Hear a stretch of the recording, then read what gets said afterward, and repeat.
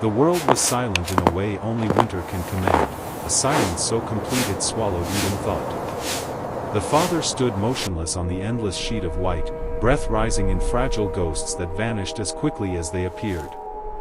Before him stretched a landscape that was at once beautiful and merciless, an ocean of frozen ridges and shimmering blue fractures beneath a pale, indifferent sky. Somewhere ahead, etched into the untouched snow, were the boot prints of his son, still fresh, still clear, marching forward with the confidence of youth. He had been only a few paces ahead moments ago. Laughing. Shouting something over his shoulder that the wind had stolen. Then the ground trembled. Not like an earthquake. Not like thunder. No warning, no drama, just a deep, ancient groan beneath the ice, like some colossal creature exhaling in its sleep. The father knew the sound, yet he had never heard it like this. It was the sound of worlds shifting. Before he could form a word, the snow just ahead of where his son had walked gave way. It didn't shatter like glass. It folded. Softly. Almost politely.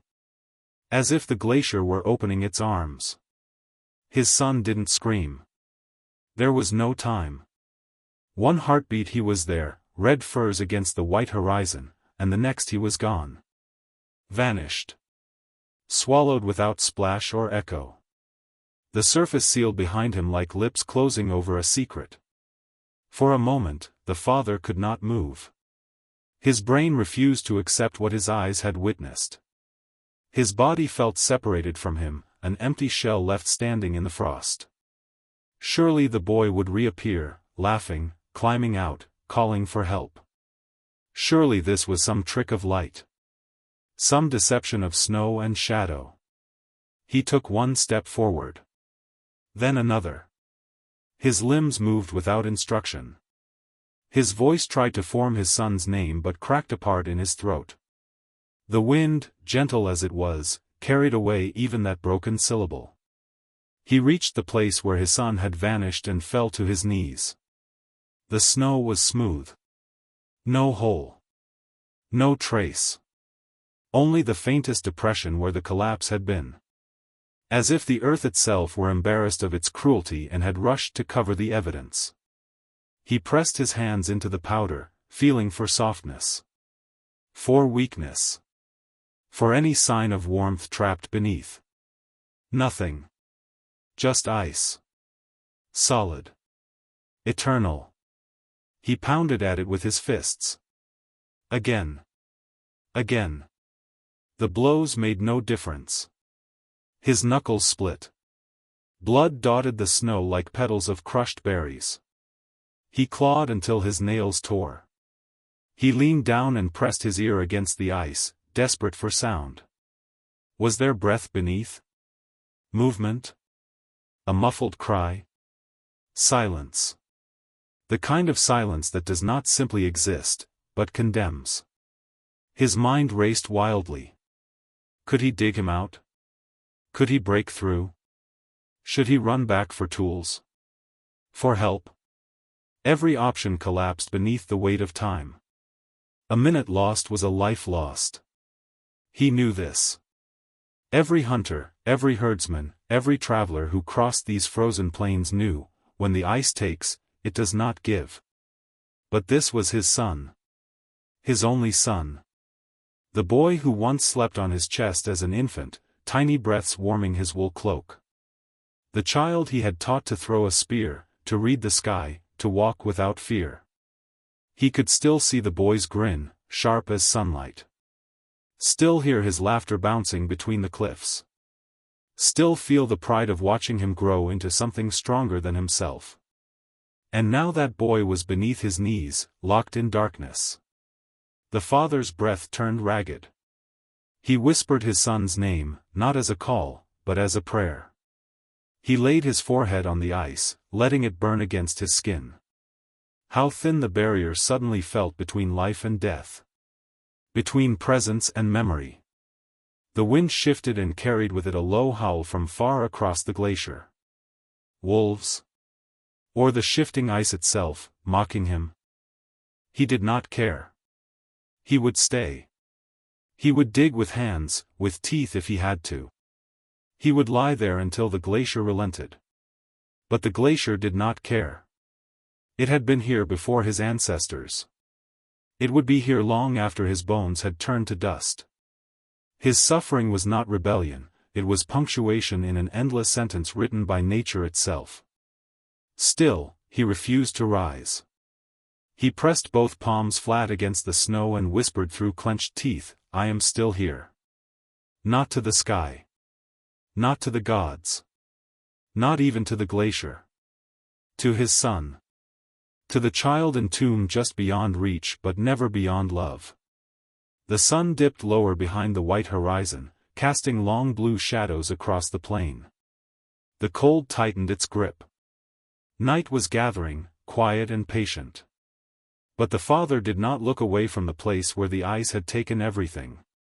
For as long as he could breathe, as long as his heart still beat, he would watch over that silent patch of snow, willing it to move, to stir, to give back what it had stolen. He could not accept that the last footprints he saw would be the last his son would ever leave.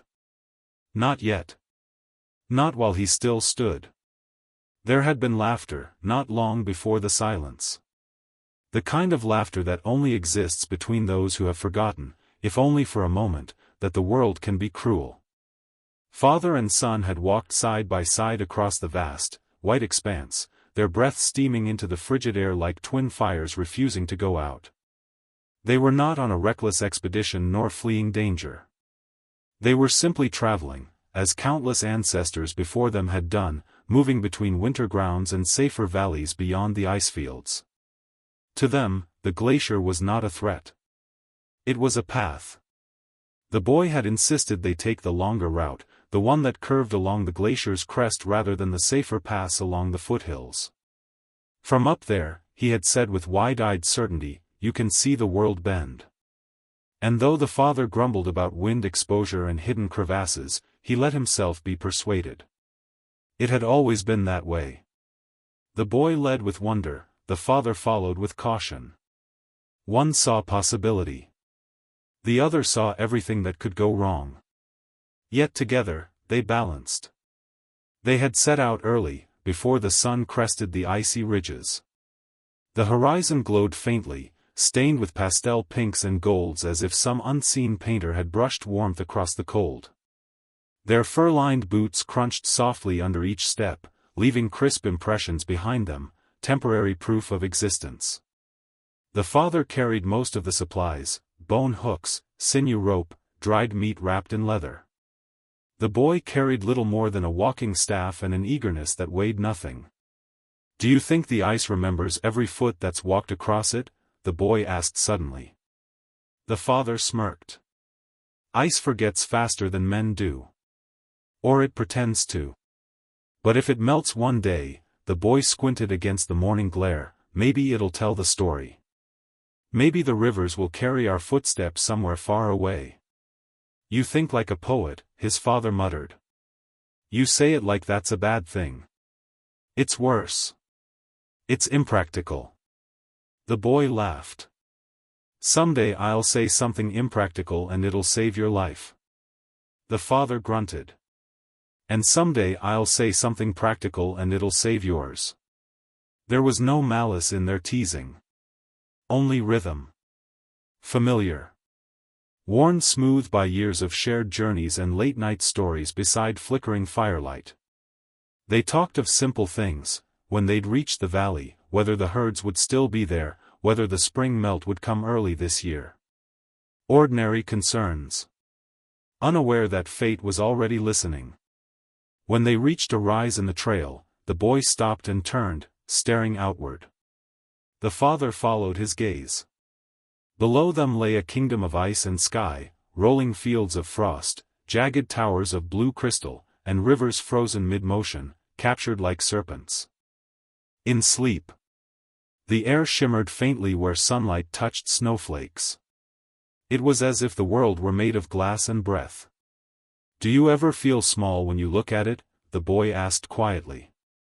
"Always," the father answered. "But I also feel tall. Like only giants walk here." The boy smiled at that. He lifted his staff like a banner. Then let us walk like giants. It became a game. They exaggerated their strides, lifting knees high, stomping with theatrical weight, leaving deeper prints than necessary. The boy roared dramatically. The father rolled his eyes but joined him. For a short while, they were not travelers. Not humans. But titans crossing the roof of the world. Then came the wind, a sudden gust racing across the flat. It howled playfully, tugging at their cloaks and hair. The boy leaned into it, stretching his arms wide as though daring the sky to carry him. The father called for caution, but the warning was softened by the faint upward curl of his lips. There was no omen. No warning sign visible to mortal sight. No whispered prophecy. Just joy, pure, unguarded joy, echoing across the ice, moments before everything would change. Had the father known what was coming, would he have held the boy back? Would he have ordered him to walk behind, tied him by the wrist, scolded the laughter out of him? Perhaps. But perhaps not. For in that brief stretch of time, in that sliver of peace, the boy had been free. And freedom, no matter how fleeting, is not something a father regrets gifting his child. He would replay these moments endlessly in his mind in the days to come. The laughter. The bright eyes. The heavy-footed marching of pretend giants. He would cling to them like a man clings to warmth in a blizzard, knowing that soon even memories would begin to frost over. For the world is cruel, but sometimes, before it strikes, it smiles. And that smile is the deepest wound of all. The glacier was not merely a backdrop to their journey. It was a living monument, one that predated their ancestors, their myths, their very concept of time. To walk upon it was to tread the spine of an ancient beast, one that slumbered in deceptive stillness. The father had always respected the ice, but the boy had admired it. To him, the glacier was not an enemy or obstacle. It was a storyteller carved in blue. The surface beneath them was not smooth as outsiders might imagine. It was a fractured mosaic of frozen plates, each a slightly different shade of white or pale blue depending on how the morning sun struck its crystalline veins. Some areas shone like polished glass, slick enough to send a grown man sliding helplessly if careless. Others were ridged and rippled, shaped by endless cycles of thaw and freeze. Every step required attention. Even stillness demanded caution. When the wind dropped, the silence returned, but it was never empty. Beneath that hush lay a deeper hum. A low, continuous resonance that one could not hear so much as feel, like a heartbeat buried far below. The father had once explained to his son that the glacier was always moving, even when it appeared still. It crept forward inch by inch across the land, slow enough that a human eye could never catch it in motion, yet powerful enough to grind mountains into powder. The boy had frowned at that and asked, "So this thing beneath us, it's crawling?" "Always," the father had replied. "Even while we sleep." That thought had not frightened the boy. It had fascinated him. He would kneel sometimes, pressing his ear to the ice, as though listening for the glacier's breath. He claimed he could hear sighs and murmurs, voices trapped beneath, perhaps from creatures entombed long ago. The father dismissed such talk as childish fancy, yet even he could not deny that sometimes the wind howled through the crevasses in ways that resembled whispering. There were visible scars on the ice, jagged lines where fractures had torn open and refrozen. Some were narrow, shallow, harmless. Others yawned wide enough to swallow caravans whole. They ran like rivers across the glacier's surface, twisting, branching, merging. Some glistened so darkly that the father warned his son never to trust their color. What looked like solid ground could be a paper-thin lid above a frozen abyss. Here and there, boulders rested atop the ice, enormous and misplaced. They were not born of this elevation, they had been carried, lifted, and dragged great distances by the glacier's slow march. To the boy, they looked like the weapons of giants left scattered across a battlefield.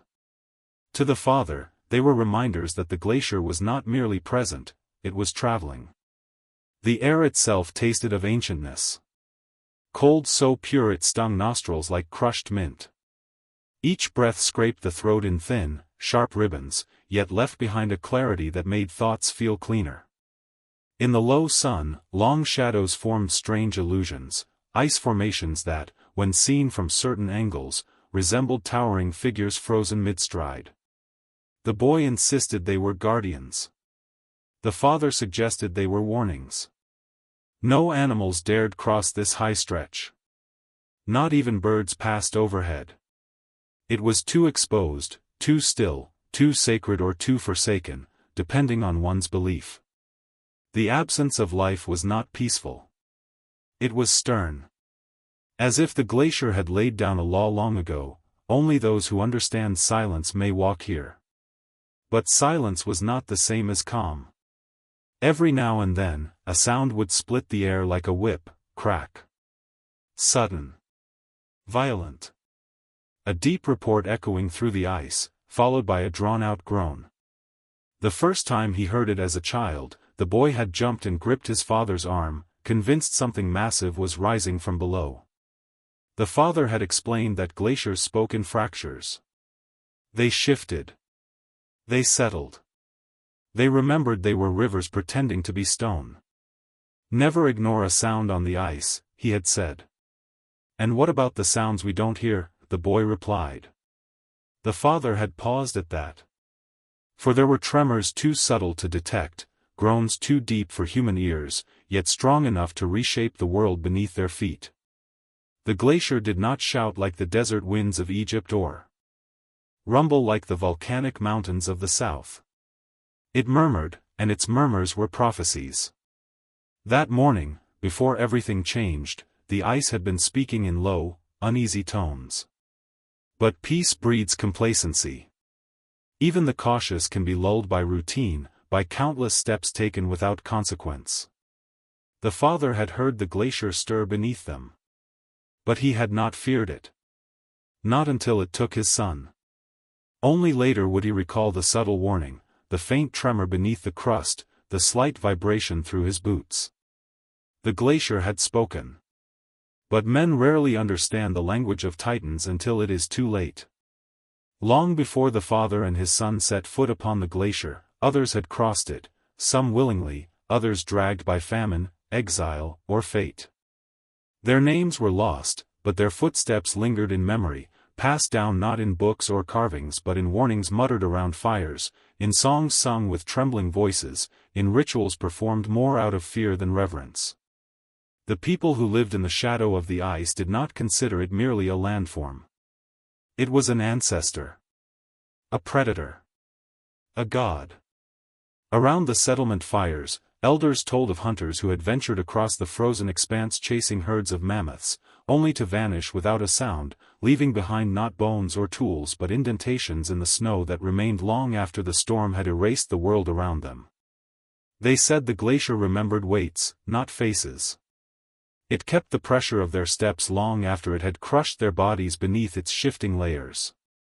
Some tribes believed the ice was hungry. That beneath its gleaming crust lay a realm of spirits who fed not on flesh, but on breath. They said that if you lingered too long in silence upon it, you could hear whispers, not carried by wind, but rising from below. Voices asking questions only the guilty could hear. Asking who you were. Asking why you had come. Not every man could answer. Those who faltered were taken. Others spoke of the White River, a tale told in southern valleys, where the ice was spoken of like a monster from legend rather than a neighbor. They said a long time ago, a tribe had lived directly atop the glacier, believing themselves favored by the gods. They danced on the ice. Built homes of bone and packed snow. Believed themselves untouchable. One morning, the entire settlement was gone. No screams. No splintered huts. No scattered belongings. Just a long, smooth channel carved through the ice, as though something beneath had opened its mouth and dragged them in. The travelers who discovered the emptiness named the place the White River, for it resembled the dry bed of a frozen flood. And there were darker myths. Ones whispered only when children slept. Of the Echo Man, a figure said to wander the glacier alone. He wore no cloak. No fur. No tracks followed him. His face was pale as snow, his eyes dark as trapped water. Those who saw him were said to die not from exposure, but from confession. For he did not ask questions with words, he reflected your secrets back to you, louder and louder, until your guilt alone shattered your mind. He was not death. He was memory, weaponized. The father himself had once heard a story as a child, told by his own grandmother as she mended clothing by firelight. She spoke of a woman who crossed the glacier carrying her newborn son. A storm rose, and she lost her path. When the winds cleared days later, hunters found her, standing upright, frozen solid in mid-stride, clutching the child close. Her face bore no fear. Only peace. They pried the infant from her arms, alive and warm, wrapped in her final embrace. She had turned herself into a shield of ice, trading her life for his. Some said the glacier had taken pity on her. Others claimed it had merely preserved another tragedy for future generations to witness. Now, with his own son beneath the ice, the father could not help but wonder, was this fate, or tradition? Was he merely one more verse in an endless song of loss? Was his grief unique, or had countless fathers before him knelt in this same posture, hands pressed against frost, begging for mercy from something that had never once shown it? The elders had always warned, do not speak loudly upon the glacier. It listens. Do not cry loudly. It responds. Do not promise anything to the ice, for it will collect its due. But they had never said what to do when the ice takes more than you can bear. The boy had walked fearlessly, perhaps even proudly, across a land where legend still breathed. He had not trembled at ancient warnings. He had not bowed his head at whispered names. He had believed himself different, more clever, more agile, more favored by fate. Yet fate does not bargain. And the glacier does not discriminate. As the father pressed his bloody hands into the unyielding crust, he realized with hollow certainty, he was not the first to call out for someone beneath the ice. He would not be the last. The echoes of those who came before him did not comfort. They accused. They whispered, in a language of wind and frost, we knelt here too. And the ice never answered. It began as a tremor so faint that the father might have dismissed it as the pulse of his own heartbeat.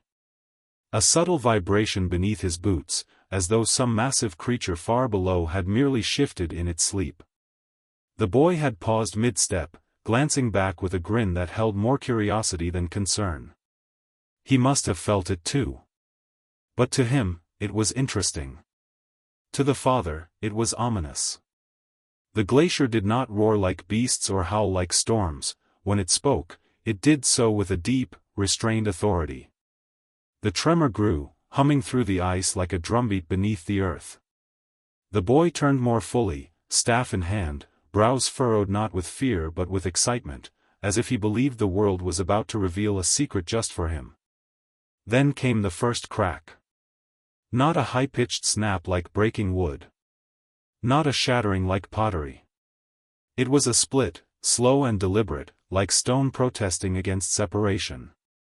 The sound was immense yet strangely distant, as if it had originated from the sky and from beneath his feet at once. The father's spine stiffened. His instincts screamed before his voice could. Stop. The boy froze, obedient but confused. He looked down, then around, waiting for instruction. The father's eyes darted across the ice, searching for the fracture line. Sometimes crevasses lay hidden beneath a thin crust, concealed by snow, appearing deceptively harmless until stepped upon. The father scanned frantically. Silence returned for a moment, thick and expectant. Then, boom! A deafening crack thundered across the plains, echoing off the ridges like a war horn. It was not the crack of ice breaking, it was the world itself coming apart. The boy's expression shifted, wonder turning to shock. The ground beneath him lurched ever so slightly, not violently, not enough to throw him off balance, but enough to tilt the angle of the earth beneath his feet. He instinctively planted his staff for balance. The father took a step forward. "Come to me. Now." The boy hesitated. Not out of disobedience, but because he was listening. He tilted his head, eyes narrowing as though trying to identify a pattern within the chaos. He had always been fascinated by the glacier's voice. But there was no poetry in this sound. Only warning. The crack widened somewhere behind the boy, out of sight. Snow shifted. A deep groan rumbled upward like an ancient gate swinging open. The father began to move swiftly toward him, but the ice disagreed. A section of snow no larger than a table split cleanly down the middle behind the boy. The boy flinched and leapt forward, but that single motion was all it took. The crust beneath his next step gave way. It did not shatter. It folded, collapsing like a trapdoor beneath his weight. The father lunged, hands outstretched. For a moment that would replay endlessly in his memory, he almost reached him. His fingertips brushed the boy's sleeve, catching only air as the ground swallowed him whole. There was no scream. No time for one. Just the sound. Not of a fall. Not of flesh colliding with ice. But of snow settling, gentle, almost polite. As if the glacier were tucking something away, sealing a secret with care, the hunter steps carefully toward the cave's mouth, each movement deliberate after the tense and exhausting confrontation. Light filters in, weak at first, brushing the jagged edges of the cave walls and illuminating the dust still lingering in the air. Every inhalation carries the scent of earth, stone, and the faint trace of the bear's presence. After hours of high-stakes awareness and physical exertion, the contrast between the cave's oppressive shadows and the soft, diffused light outside feels almost surreal. The world beyond the cave beckons, a space of freedom, perspective, and quiet reflection after the intensity of survival within stone confines. Emerging gradually, the hunter's eyes adjust to the sunlight.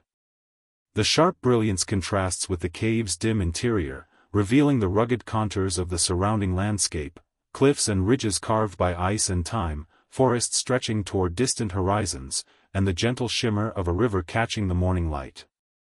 The air is crisp, carrying scents of pine, damp soil, and distant water.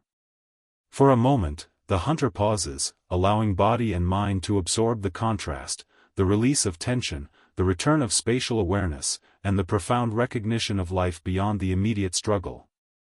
The encounter with the cave bear lingers in the hunter's mind, etched into memory like the grooves of the cave walls. He reflects on the intensity of presence, the lessons learned in patience, observation, and respect for formidable power.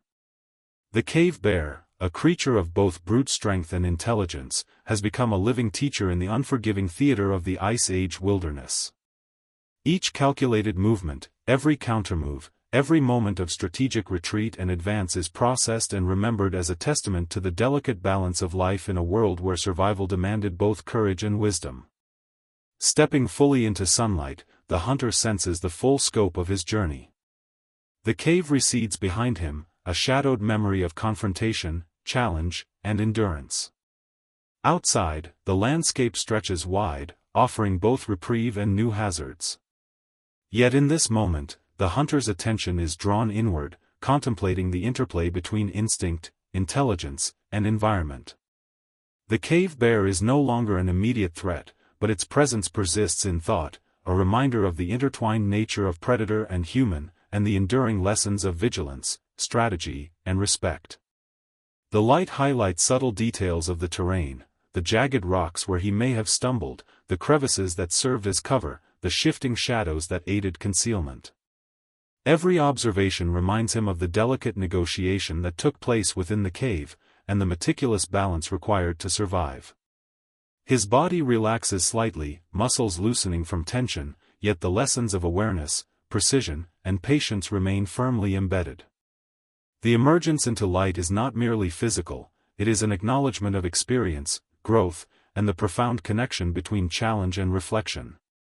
As he moves farther from the cave, the hunter notices signs of life. A bird flits through a sunlit patch of forest, small insects buzz over moss-covered rocks, and distant trees sway gently in the wind.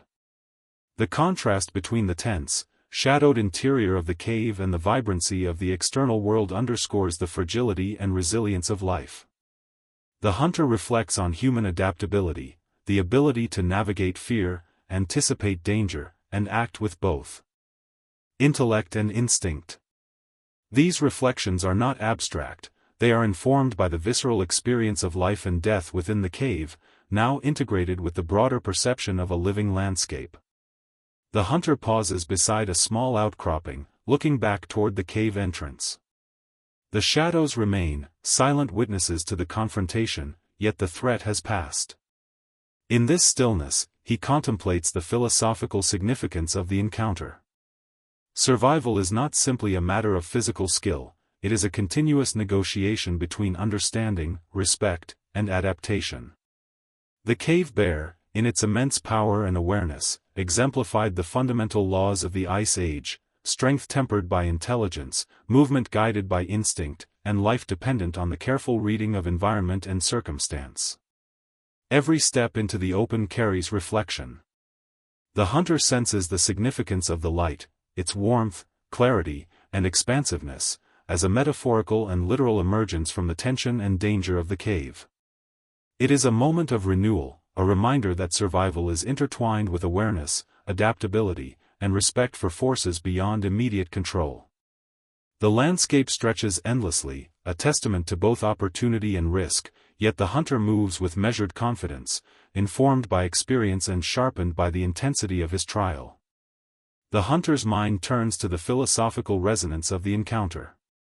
The cave bear was not merely an adversary, it was a mirror of the Ice Age world itself, demanding, intelligent, and formidable.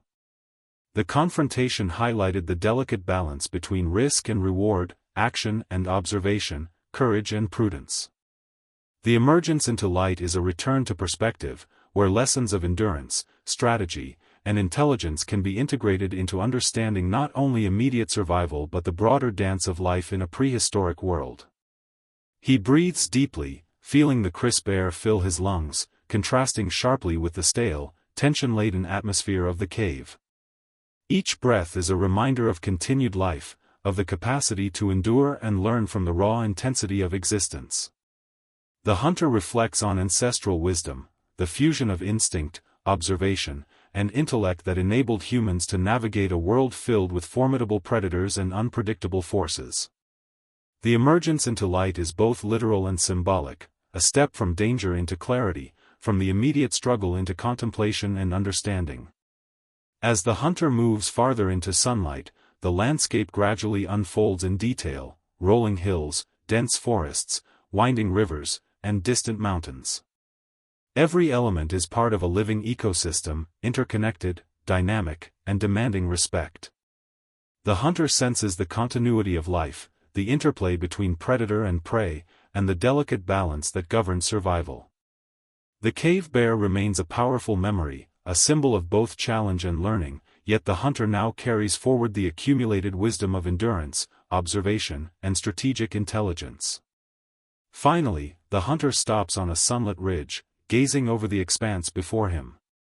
The cave recedes into shadow, a chapter of tension and survival now concluded. The light illuminates not only the landscape but also the hunter's reflection, a combination of resilience, awareness, and understanding forged through encounter with raw power. The emergence into light marks a culmination of confrontation, endurance, and reflection, a moment of clarity, where life's fragility and strength coexist, and the lessons of survival resonate deeply in the mind and body of one who has faced the shadow of a cave bear and lived to step into the world beyond. The father hit the ground where his son had stood only moments before. The collapse was already covered in fresh powder, the thin layer of snow cascading down to mask the fracture. Instinctively, he dug with both hands, scooping away snow and slamming his fists into the ice beneath. Somewhere below, there must have been a cavity, an unseen hollow where his son had slipped. He pounded harder. The ice rang with dull thuds, unfeeling. He screamed now, not words, not language, but raw anguish torn straight from his lungs. The sound bounced uselessly off the frozen landscape, swallowed by wind. The glacier did not answer.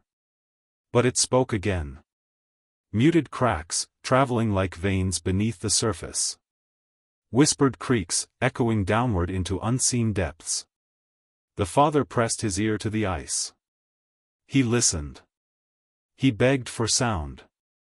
For breath. For heartbeat. But the only thing he heard was the enormous, patient shifting of ancient ice, resettling after absorbing something new into its depths. It sounded like satisfaction. Somewhere far beneath him, his son might have been suspended in darkness, surrounded by walls of ancient frost. Perhaps alive. Perhaps already gone. But the glacier did not reveal its captives. The father lifted his head slowly, eyes hollow but burning. If the ice believed this would be the end of it, it was mistaken. He had heard the sound of a world cracking, but something far greater had cracked within him. There are moments in life when time does not merely slow, it fractures. When the world no longer moves forward but splinters into fragments, each one replaying endlessly in the mind. The father knelt there, hands buried in frost, and felt reality divide. Above the ice was the world he knew, of breath, sound, and motion. Below it was something else. A place where time did not flow.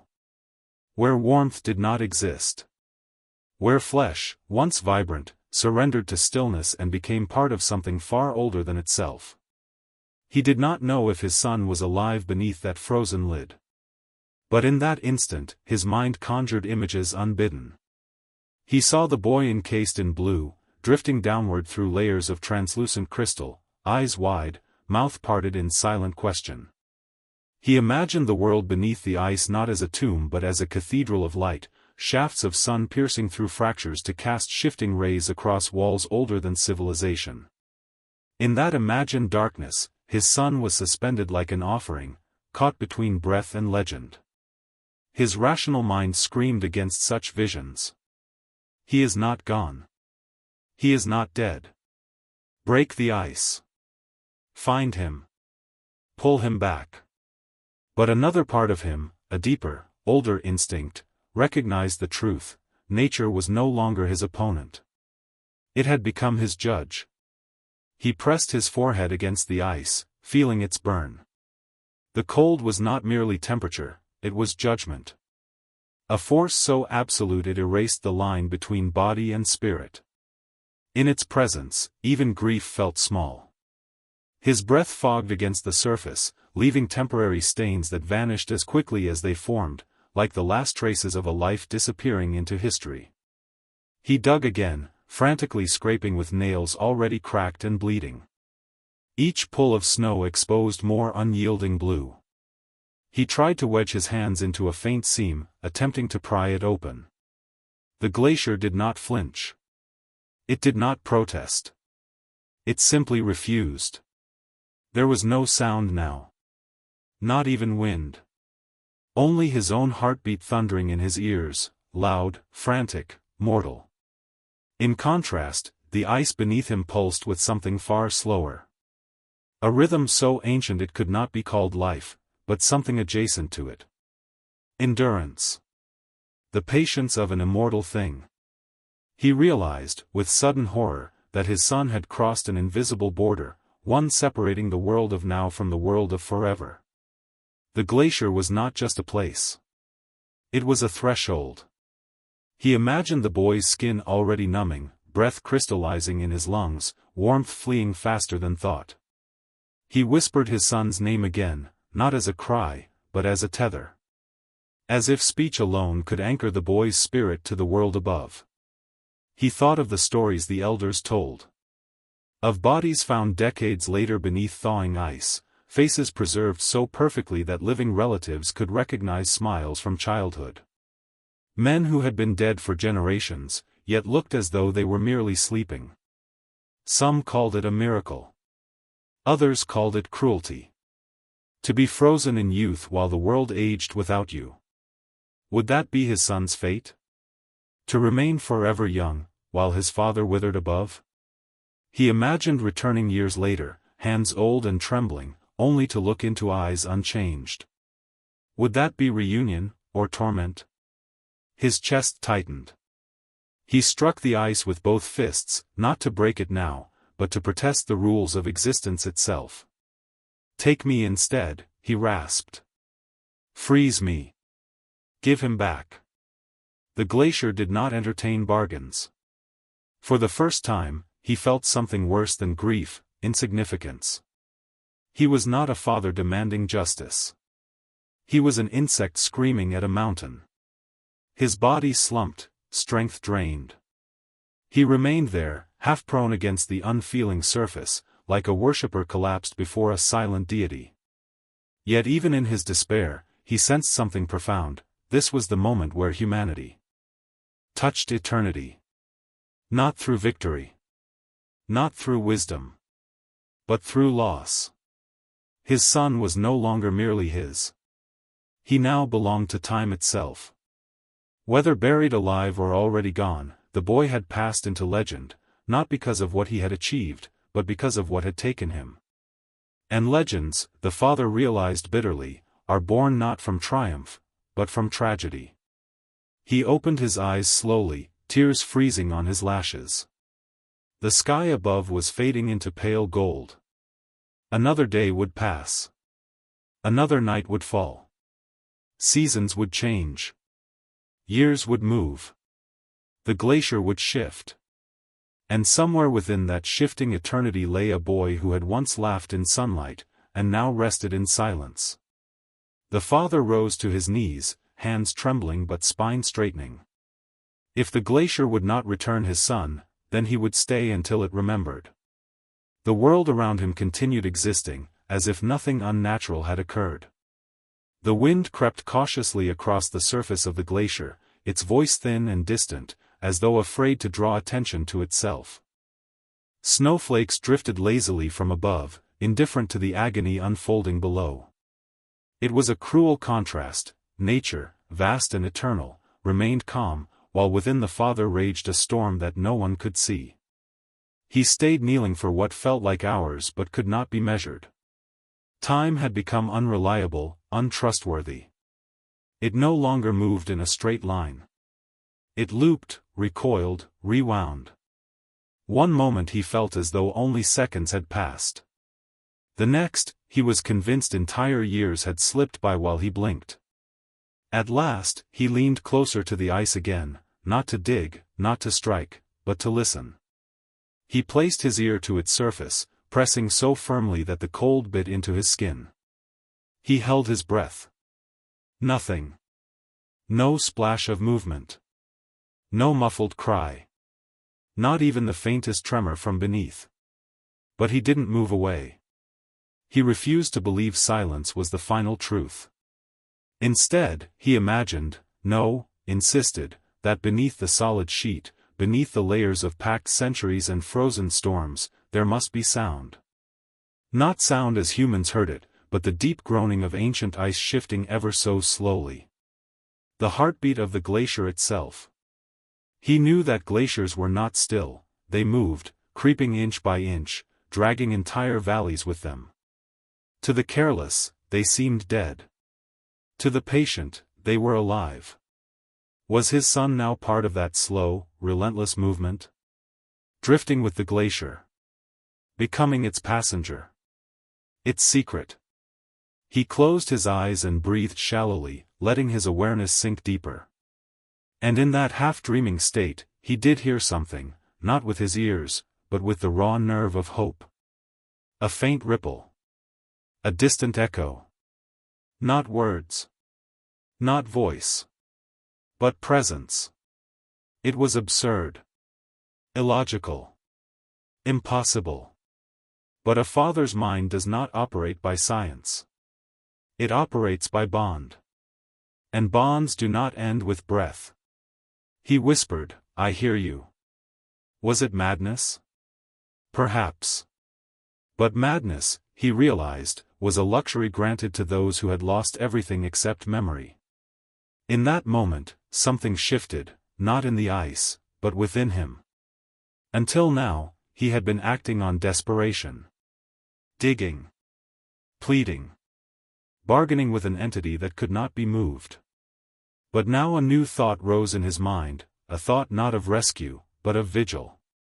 If he could not retrieve his son, then he would guard him. If he could not reach him today, then he would return tomorrow. If the ice demanded loyalty, then loyalty it would receive. He rose again, not fully, but just enough to sit upright beside the frozen surface. He settled himself at the glacier's edge, legs crossed, hands resting against his knees. He did not pray. He did not weep. He simply kept watch. Above him, the sun drifted lower. Shadows stretched long across the snow. The light filtering through the ice glowed faint blue, shifting slowly as the sky changed color. It was beautiful, achingly so. And for the first time since disaster struck, he allowed himself to see beauty again. Not because he had forgotten his grief, but because his grief had settled into something new, a vow. He spoke aloud, voice soft, steady now. I will not leave you. Not today. Not tomorrow. Not until the glacier gives you back, or takes me with you. The wind answered, sweeping gently across his shoulders. Was it agreement? Warning? Or merely weather? It did not matter. He would interpret it as affirmation. He leaned back slightly, resting his spine against a jutting ridge of ice, and looked upward. Stars were beginning to appear in the dimming sky, one by one, scattered like memories across the dark. He wondered if his son could see them from below. Did the ice allow light to pass that far? Did he float in pale blue twilight, watching the sky shimmer through his crystalline ceiling? Or was he already deeper, beyond light, embraced fully by silence? The father did not know. But he would wait to find out. He would become the glacier's shadow. Its witness. Its conscience. Perhaps others would come searching. Perhaps voices would echo across the valley tomorrow. Perhaps shouts, ropes, tools, and hands would join his. Or perhaps no one would come, and the world would continue turning, leaving father and glacier alone. Either outcome was acceptable. Because either way, his vigil had begun.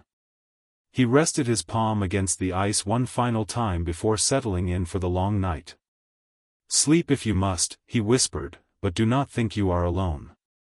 The glacier gave no acknowledgement. But deep beneath, in that place between dream and eternity, something stirred. Night on the glacier did not fall like a curtain, it crept, inch by inch, swallowing color before warmth, and warmth before sound.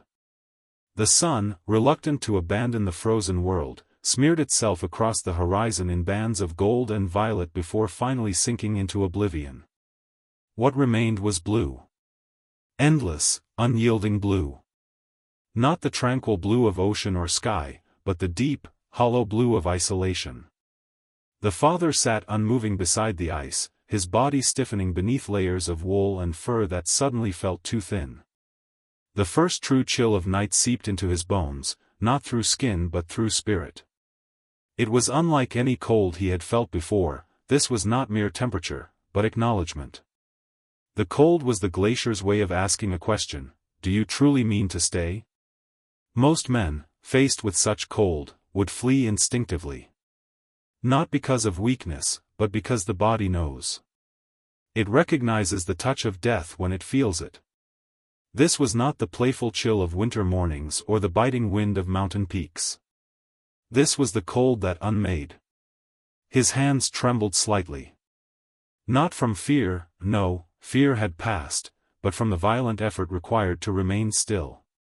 Muscles twitched involuntarily beneath his skin, seeking warmth through movement. His breath fogged before him in slow, rhythmic bursts, carried away immediately by the whispering wind. He pressed his palms flat against his knees and inhaled deeply. Hold.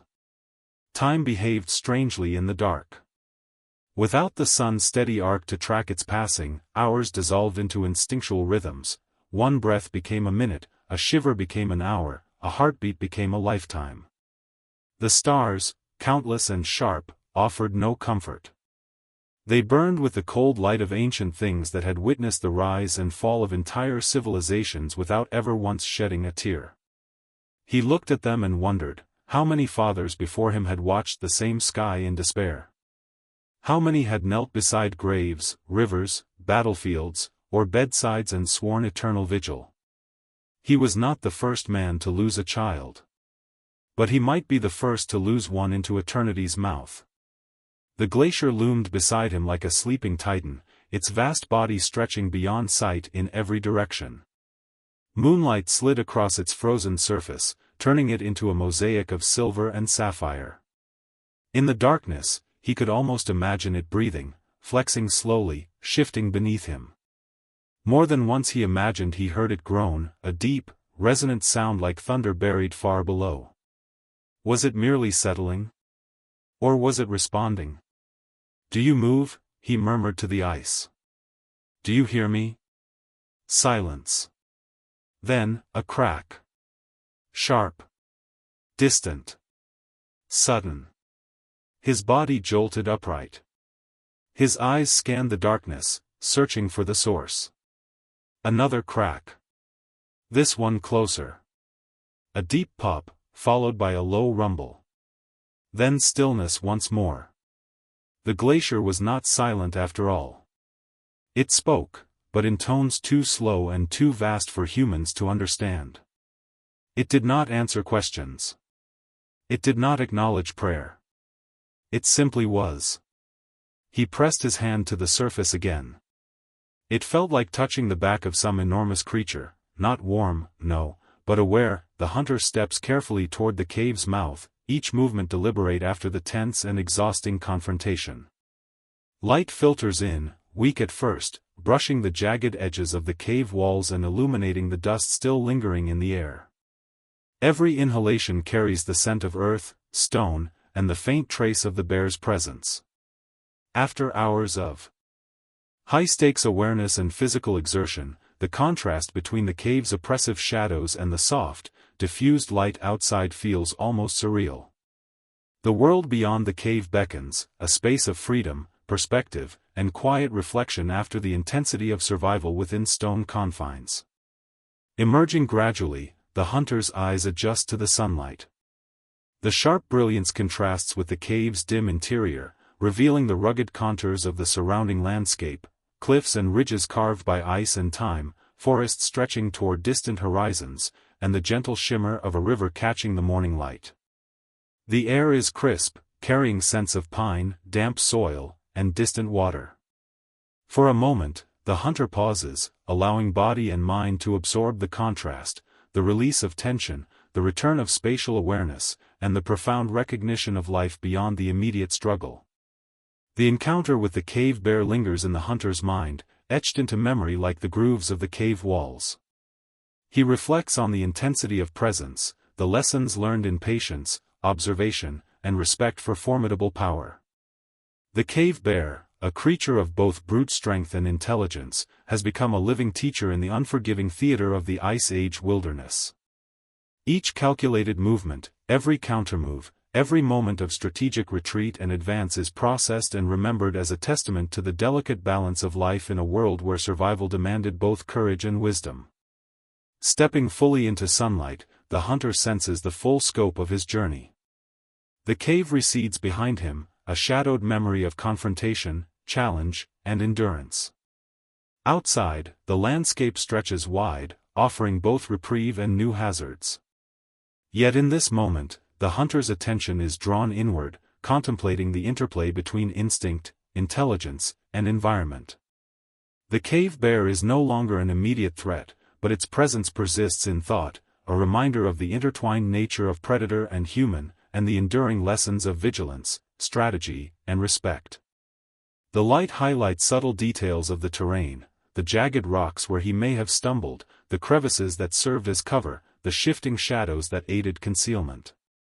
Every observation reminds him of the delicate negotiation that took place within the cave, and the meticulous balance required to survive. His body relaxes slightly, muscles loosening from tension, yet the lessons of awareness, precision, and patience remain firmly embedded.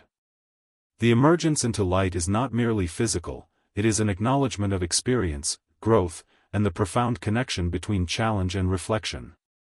As he moves farther from the cave, the hunter notices signs of life. A bird flits through a sunlit patch of forest, small insects buzz over moss-covered rocks, and distant trees sway gently in the wind. The contrast between the tense, shadowed interior of the cave and the vibrancy of the external world underscores the fragility and resilience of life. The hunter reflects on human adaptability, the ability to navigate fear, anticipate danger, and act with both intellect and instinct. These reflections are not abstract, they are informed by the visceral experience of life and death within the cave, now integrated with the broader perception of a living landscape. The hunter pauses beside a small outcropping, looking back toward the cave entrance. The shadows remain, silent witnesses to the confrontation, yet the threat has passed. In this stillness, he contemplates the philosophical significance of the encounter. Survival is not simply a matter of physical skill, it is a continuous negotiation between understanding, respect, and adaptation. The cave bear, in its immense power and awareness, exemplified the fundamental laws of the Ice Age: strength tempered by intelligence, movement guided by instinct, and life dependent on the careful reading of environment and circumstance. Every step into the open carries reflection. The hunter senses the significance of the light, its warmth, clarity, and expansiveness, as a metaphorical and literal emergence from the tension and danger of the cave. It is a moment of renewal, a reminder that survival is intertwined with awareness, adaptability, and respect for forces beyond immediate control. The landscape stretches endlessly, a testament to both opportunity and risk, yet the hunter moves with measured confidence, informed by experience and sharpened by the intensity of his trial. The hunter's mind turns to the philosophical resonance of the encounter. The cave bear was not merely an adversary, it was a mirror of the Ice Age world itself, demanding, intelligent, and formidable. The confrontation highlighted the delicate balance between risk and reward, action and observation, courage and prudence. The emergence into light is a return to perspective, where lessons of endurance, strategy, and intelligence can be integrated into understanding not only immediate survival but the broader dance of life in a prehistoric world. He breathes deeply, feeling the crisp air fill his lungs, contrasting sharply with the stale, tension-laden atmosphere of the cave. Each breath is a reminder of continued life, of the capacity to endure and learn from the raw intensity of existence. The hunter reflects on ancestral wisdom, the fusion of instinct, observation, and intellect that enabled humans to navigate a world filled with formidable predators and unpredictable forces.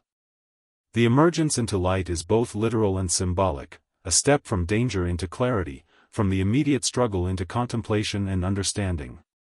As the hunter moves farther into sunlight, the landscape gradually unfolds in detail: rolling hills, dense forests, winding rivers, and distant mountains. Every element is part of a living ecosystem, interconnected, dynamic, and demanding respect.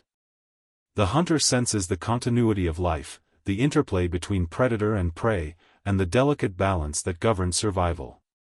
The cave bear remains a powerful memory, a symbol of both challenge and learning, yet the hunter now carries forward the accumulated wisdom of endurance, observation, and strategic intelligence. Finally, the hunter stops on a sunlit ridge, gazing over the expanse before him. The cave recedes into shadow, a chapter of tension and survival now concluded. The light illuminates not only the landscape but also the hunter's reflection, a combination of resilience, awareness, and understanding forged through encounter with raw power. The emergence into light marks a culmination of confrontation, endurance, and reflection, a moment of clarity, where life's fragility and strength coexist, and the lessons of survival resonate deeply in the mind and body of one who has faced the shadow of a cave bear and lived to step into the world beyond. As though it tolerated him, though it did not yet accept him. His eyelids grew heavy. Not from sleepiness but from exhaustion, the kind that lives in the soul rather than the body. He knew that if he closed his eyes fully, even for a moment, his body might betray him, slipping into sleep and never waking again. The cold would seize him eagerly, sinking deep, slowing blood, numbing thought. But he had made a vow. He would not sleep. He thought of his son beneath the ice, alone, cold, suspended between life and legend. If the boy was still alive, then his terror must be indescribable. And if he was gone, then the least the father could do was share the cold with him. He began to speak softly, not to himself, not to the glacier, but to the boy. He told stories. Old stories. The kind he used to whisper beside the fire when sleep would not come. Tales of wolves who became men. Of rivers that remembered names. Of stars that fell to earth to walk among mortals. His voice cracked often, his throat dry, but he continued. Not for comfort. For companionship. He spoke until his words became slurred. Until language began to fade. Until sound became thought, and thought became silence. Eventually, he stopped speaking, but he did not stop watching. The night felt endless. Perhaps it was. Perhaps true night is not the absence of sun, but the absence of certainty. Hours passed. Or minutes. Or centuries. But he did not move. Because somewhere in that frozen darkness, beyond flesh and beyond hope, his son waited. And if the world demanded that he become as unyielding as the glacier itself, then so be it.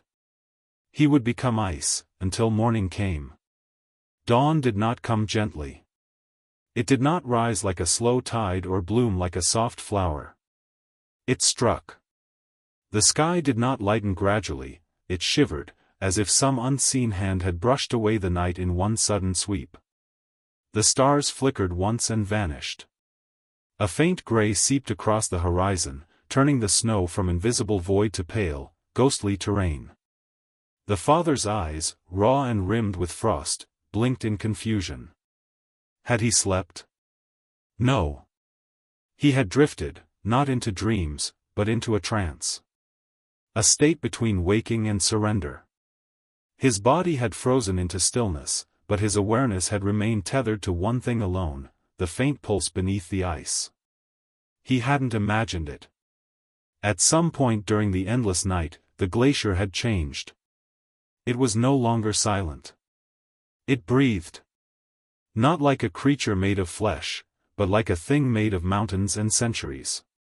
Every so often, he felt a faint vibration beneath his palm, as though deep within the ice something stirred and exhaled. Slow. Reluctant. Ancient. The father could not say whether it was real or merely the byproduct of exhaustion, but it felt too deliberate to dismiss. Now, as dawn sharpened the edges of the frozen world, the glacier's breath became more pronounced. The low rumble returned, not as a crack or warning, but as a steady tremor beneath the surface. It was as if the glacier itself was stretching after a long sleep. He rose slowly, muscles stiff and uncooperative. Each joint protested, grinding like rusted hinges. But pain was welcome, it meant he was still on the living side of existence.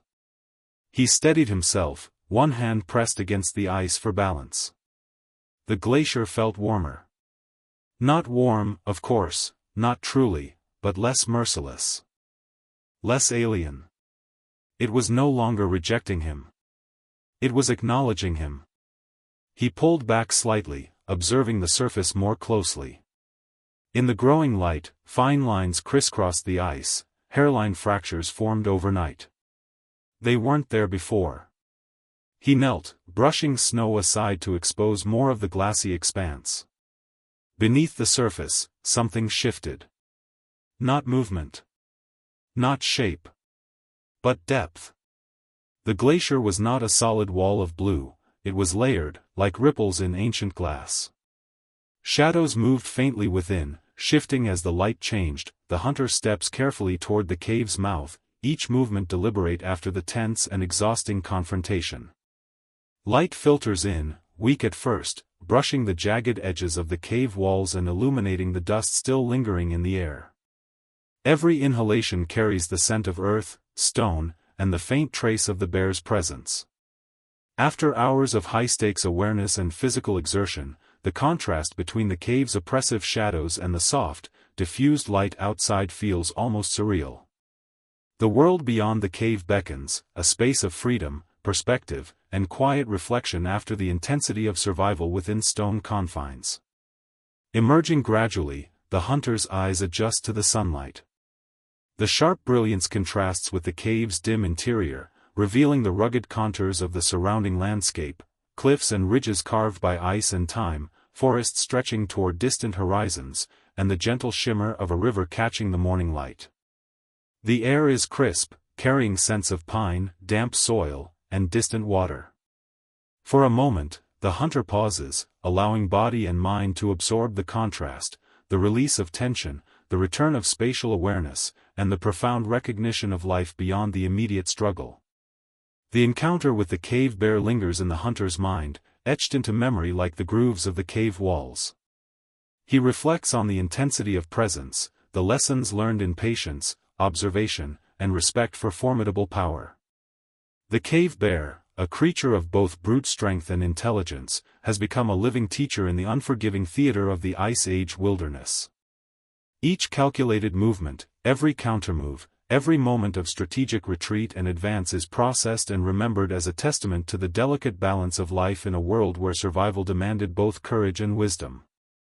Stepping fully into sunlight, the hunter senses the full scope of his journey. The cave recedes behind him, a shadowed memory of confrontation, challenge, and endurance. Outside, the landscape stretches wide, offering both reprieve and new hazards. Yet in this moment, the hunter's attention is drawn inward, contemplating the interplay between instinct, intelligence, and environment. The cave bear is no longer an immediate threat, but its presence persists in thought, a reminder of the intertwined nature of predator and human, and the enduring lessons of vigilance, strategy, and respect. The light highlights subtle details of the terrain, the jagged rocks where he may have stumbled, the crevices that served as cover, the shifting shadows that aided concealment. Every observation reminds him of the delicate negotiation that took place within the cave, and the meticulous balance required to survive. His body relaxes slightly, muscles loosening from tension, yet the lessons of awareness, precision, and patience remain firmly embedded. The emergence into light is not merely physical, it is an acknowledgement of experience, growth, and the profound connection between challenge and reflection. As he moves farther from the cave, the hunter notices signs of life. A bird flits through a sunlit patch of forest, small insects buzz over moss-covered rocks, and distant trees sway gently in the wind. The contrast between the tense, shadowed interior of the cave and the vibrancy of the external world underscores the fragility and resilience of life. The hunter reflects on human adaptability, the ability to navigate fear, anticipate danger, and act with both intellect and instinct. These reflections are not abstract, they are informed by the visceral experience of life and death within the cave, now integrated with the broader perception of a living landscape. The hunter pauses beside a small outcropping, looking back toward the cave entrance. The shadows remain, silent witnesses to the confrontation, yet the threat has passed. In this stillness, he contemplates the philosophical significance of the encounter. Survival is not simply a matter of physical skill, it is a continuous negotiation between understanding, respect, and adaptation. The cave bear, in its immense power and awareness, exemplified the fundamental laws of the Ice Age, strength tempered by intelligence, movement guided by instinct, and life dependent on the careful reading of environment and circumstance. Every step into the open carries reflection. The hunter senses the significance of the light, its warmth, clarity, and expansiveness, as a metaphorical and literal emergence from the tension and danger of the cave. It is a moment of renewal, a reminder that survival is intertwined with awareness, adaptability, and respect for forces beyond immediate control. The landscape stretches endlessly, a testament to both opportunity and risk, yet the hunter moves with measured confidence, informed by experience and sharpened by the intensity of his trial. The hunter's mind turns to the philosophical resonance of the encounter. The cave bear was not merely an adversary, it was a mirror of the Ice Age world itself, demanding, intelligent, and formidable. The confrontation highlighted the delicate balance between risk and reward, action and observation, courage and prudence. The emergence into light is a return to perspective, where lessons of endurance, strategy, and intelligence can be integrated into understanding not only immediate survival but the broader dance of life in a prehistoric world. He breathes deeply, feeling the crisp air fill his lungs, contrasting sharply with the stale, tension-laden atmosphere of the cave. Each breath is a reminder of continued life, of the capacity to endure and learn from the raw intensity of existence. The hunter reflects on ancestral wisdom, the fusion of instinct, observation, and intellect that enabled humans to navigate a world filled with formidable predators and unpredictable forces. The emergence into light is both literal and symbolic, a step from danger into clarity, from the immediate struggle into contemplation and understanding. As the hunter moves farther into sunlight, the landscape gradually unfolds in detail, rolling hills, dense forests, winding rivers, and distant mountains. Every element is part of a living ecosystem, interconnected, dynamic, and demanding respect. The hunter senses the continuity of life, the interplay between predator and prey, and the delicate balance that governs survival. The cave bear remains a powerful memory, a symbol of both challenge and learning, yet the hunter now carries forward the accumulated wisdom of endurance, observation, and strategic intelligence. Finally, the hunter stops on a sunlit ridge, gazing over the expanse before him. The cave recedes into shadow, a chapter of tension and survival now concluded. The light illuminates not only the landscape but also the hunter's reflection, a combination of resilience, awareness, and understanding forged through encounter with raw power. The emergence into light marks a culmination, of confrontation, endurance, and reflection, a moment of clarity, where life's fragility and strength coexist, and the lessons of survival resonate deeply in the mind and body of one who has faced the shadow of a cave bear and lived to step into the world beyond. He leaned closer, face nearly touching the ice. His heartbeat pounded in his ears. Was it water moving slowly beneath? Or ice shifting over older ice? Or, was something descending? He swallowed hard. Once, in his childhood, he had heard elders speak of how glaciers consume. They do not simply swallow their victims, they pull them deeper over time.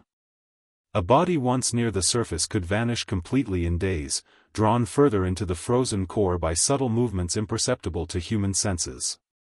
And then, centuries later, the glacier would spit them out again, whole, preserved, returned to a world that had forgotten them.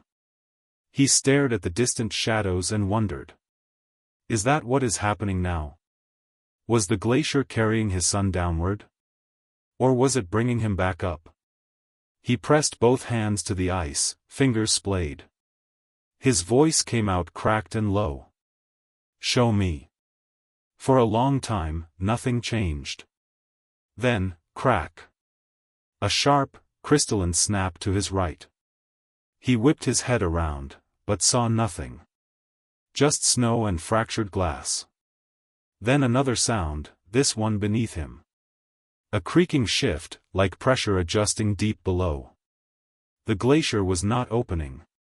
But it was reacting. For the first time since the disaster, the father felt something unexpected, possibility. Not hope, not yet.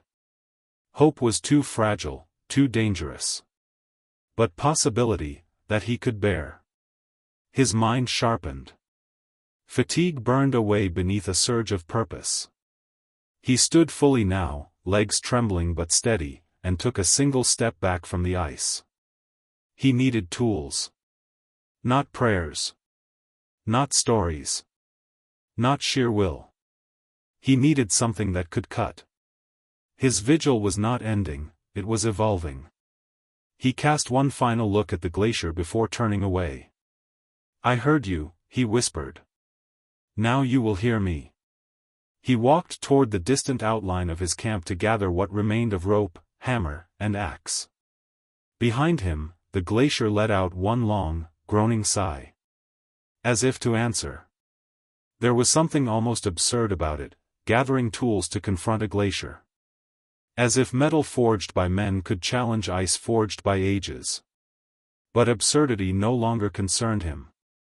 Logic no longer ruled him. Only purpose did. He reached the remnants of his camp, a scattered collection of supplies half buried beneath fresh snow. The tent sagged inward, its once sturdy frame bowed by the relentless wind. Frost coated everything like a layer of glass. His water skin had frozen solid. His pack crackled with ice when he lifted it. But buried beneath the useless comforts were the things he had come for. Rope. Axe. Iron spikes. Hammer. He paused as he held them, feeling their weight. These were not weapons, and yet today, they became exactly that. Not weapons of war, but weapons of defiance. He gripped the axe tightly. The wood felt brittle from cold, but the steel head remained firm. Its surface glinted beneath the morning sun, sharp, waiting. He remembered the day he bought it, not as a tool of survival, but as a tool of tradition. He and his son had gone into the mountains weeks earlier, cutting wood, carving paths, laughing as snow fell in clumps from overburdened trees. His son had swung the axe once, just once, struggling with the weight, nearly toppling over as he laughed at himself. Now, that same axe would meet ice instead of pine. He slung the rope across his shoulder, fastened the hammer to his belt, and carried the axe in hand. He moved quickly now, not with desperation, but with decision. He knew the glacier would not yield easily. It would not crumble like soil or shatter like glass. It would resist with every ounce of its ancient strength. But strength meant nothing to him now. Only contact. Only effort. Only presence. He marched back to the edge where he had kept vigil through the night. The wind had swept away his footprints, as though the earth itself had tried to erase any trace of his existence. But he was not so easily erased. He stood before the ice once more and spoke aloud, not as plea, not as poem, but as declaration. "If you breathe," he said quietly, "then hear me." He raised the axe. For one heartbeat, he hesitated, not from doubt, but from reverence. He was not striking a wall. He was striking a boundary. A threshold between life and legend. Between breath and silence. Between man and time. Then he swung. The impact echoed across the frozen expanse like thunder. A sharp, ringing crack split the morning calm, followed by a spray of ice shards glittering in the sun. Pain shot through his arms, but he gritted his teeth and swung again. Crack. Again. Crack. Again. Crack. Each blow was not simply an attempt to break through, it was a message. A refusal. With every strike, he said, "I am still here. I am not leaving." The glacier resisted, unflinching. But it did not ignore him.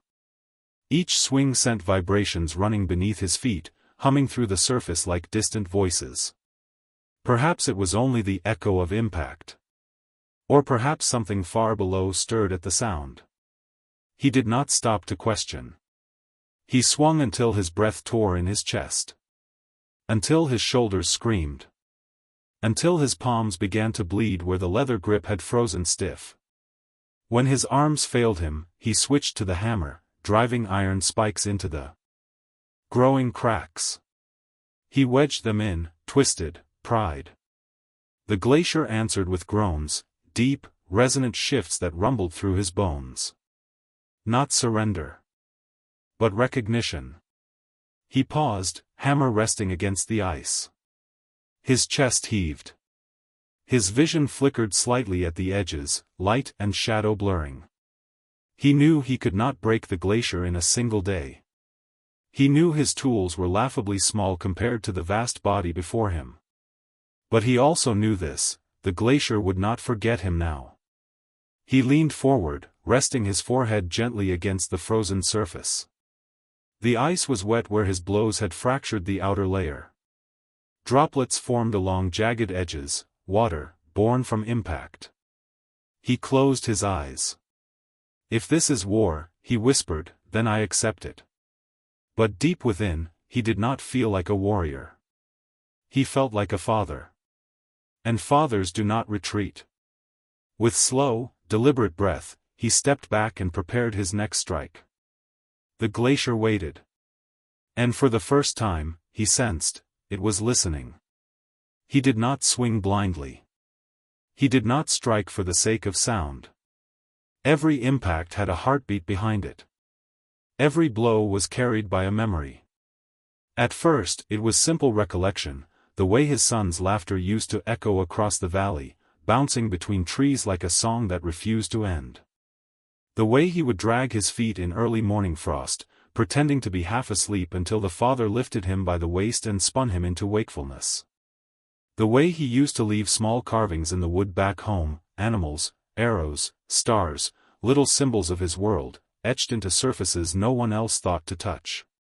Those memories struck first. Crack.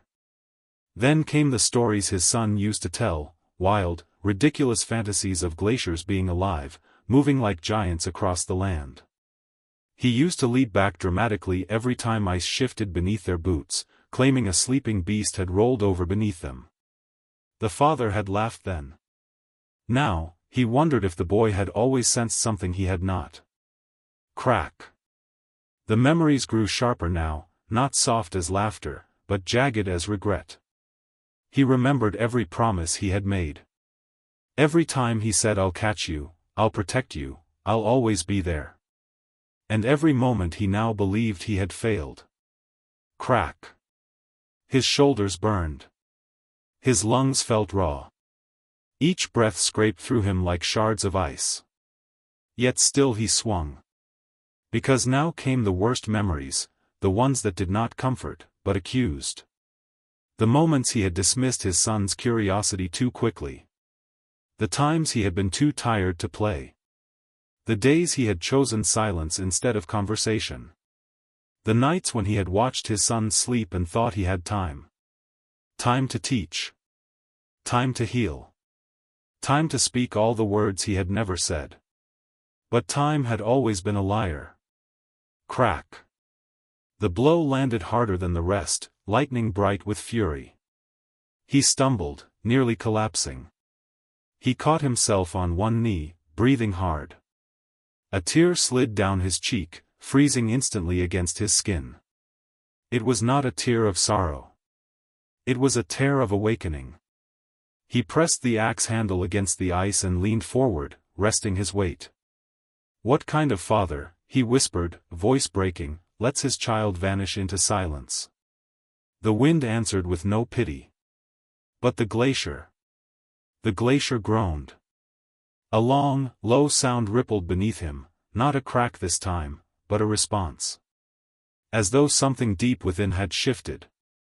A layer pressing against another. A low tremor passed beneath his boots, so faint he might have imagined it. He went still. Even the air seemed to pause. Then, pop. A fissure widened near the spike he had driven in earlier. Hairline at first, then stretching, splitting open like a seam in ancient fabric. His heart lurched. Not because the glacier was breaking. But because it was reacting. His axe slipped from his fingers, clattering to the ground. He didn't reach for it. Instead, he pressed both hands to the widening crack. "Is that you?" he breathed. Silence. Then another tremor, gentle this time, like a pulse beneath skin. For a moment, just a moment, he imagined he felt warmth rising from within the ice. He wasn't. Foolish enough to believe it literally. It was not heat. Not life. It was recognition. The glacier was not opening yet. But it was listening. And so the father straightened slowly, lifting his axe once more, not as a weapon now, but as an offering. "I'm not breaking you," he said softly. "I'm waking you." He raised the axe again. Not fueled by rage now, but by remembrance. And with each swing that followed, it was no longer a battle. It was a conversation. By midday, the father was no longer alone. Not that he had called for anyone, not with voice, nor signal, nor fire. But desperation broadcasts itself in ways unseen. Perhaps it was the echo of his strikes reverberating across the snowfields. Perhaps it was the trail of broken ice and blood-speckled frost leading up the ridge like breadcrumbs of grief. Or perhaps the land itself, moved by something it hadn't felt in centuries, summoned witnesses. They came quietly. One figure at first, then two more, then a slow procession of shapes emerging from the widening horizon. Fellow travelers. Hunters. Wanderers. Some were men. Some were women. Some were elders wrapped in fur-lined hoods. One was a young boy, no older than his own son had been. They approached with the reverence of visitors entering sacred ground. For that is what the place had become. Not merely ice. Not merely landscape. But a battleground between man and eternity. The father did not stop swinging. He did not turn to greet them. His strikes continued with steady rhythm, crack, crack, crack, each blow echoing across the glacier like the tolling of some frozen bell. The newcomers watched from a short distance. None spoke at first. They simply stood, eyes shifting between the father and the towering glacier that rose behind him like an unfeeling deity. They saw the fractures in the ice. They saw the tools buried in its surface. They saw the exhaustion woven into every movement of the man who dared oppose the mountain. And they understood. A man fighting ice is either mad, or sacred. One of the elders stepped forward slowly, leaning on a carved wooden staff. His face bore the deep lines of weather and time. He stood a few paces away and bowed his head, not to the father, but to the glacier. In old cultures, people bowed to storms, mountains, oceans, not for worship, but for acknowledgement. Now the elder bowed to ice. Then to the father. "You try to wake it," he said, voice like gravel. The father paused, hammer mid-swing. His breath came in hard gusts. He turned just enough to look at the elder. He did not answer. The elder did not seem to expect words. He nodded once and stepped back. Another approached, a woman with a leather satchel slung over her shoulder. She knelt beside the father's pack, quietly pulling out what remained of his provisions. Frozen bread. A lump of cheese hardened like stone. She placed them near him without a word. The young boy who had come with them watched wide-eyed. At one point, he took a tentative step forward, but his mother caught his arm, holding him back. Not out of fear for his safety, but out of respect. This was not a moment for interruption. The father resumed his work. Crack. The group did not interfere. They did not offer comfort. They did not argue. They did not suggest rest. They stood vigil beside him. Crack. With every strike, more fissures spidered through the ice. Not enough to break through, but enough to show change. Enough to prove impact. Enough to reveal that even eternity could be provoked. One of the men stepped closer and placed his own hand against the surface of the glacier as if feeling for breath. Then another did the same. One by one, they moved forward, until a row of hands rested against the ice, each one silently announcing, "We hear you." No one spoke. Words were too small for this landscape. But silence had become sacred. The father, for the first time since the tragedy, felt something unfamiliar rising within him. Not gratitude. Not relief. But something quieter. Something steadier. Witnessed. He had not called for help. But help had come anyway. And not to save him. But to stand beside him. He struck the glacier again. This time, he did not swing alone. By afternoon, the sun hung high above the frozen world, not warm, not merciful, but brilliant. Its rays struck the glacier at a sharp angle, refracting across the surface like shards of broken stars. The ice, once opaque and blue, began to glitter with strange luminosity. Light carved its way through fissures and channels invisible before, revealing depth where there had only been surface.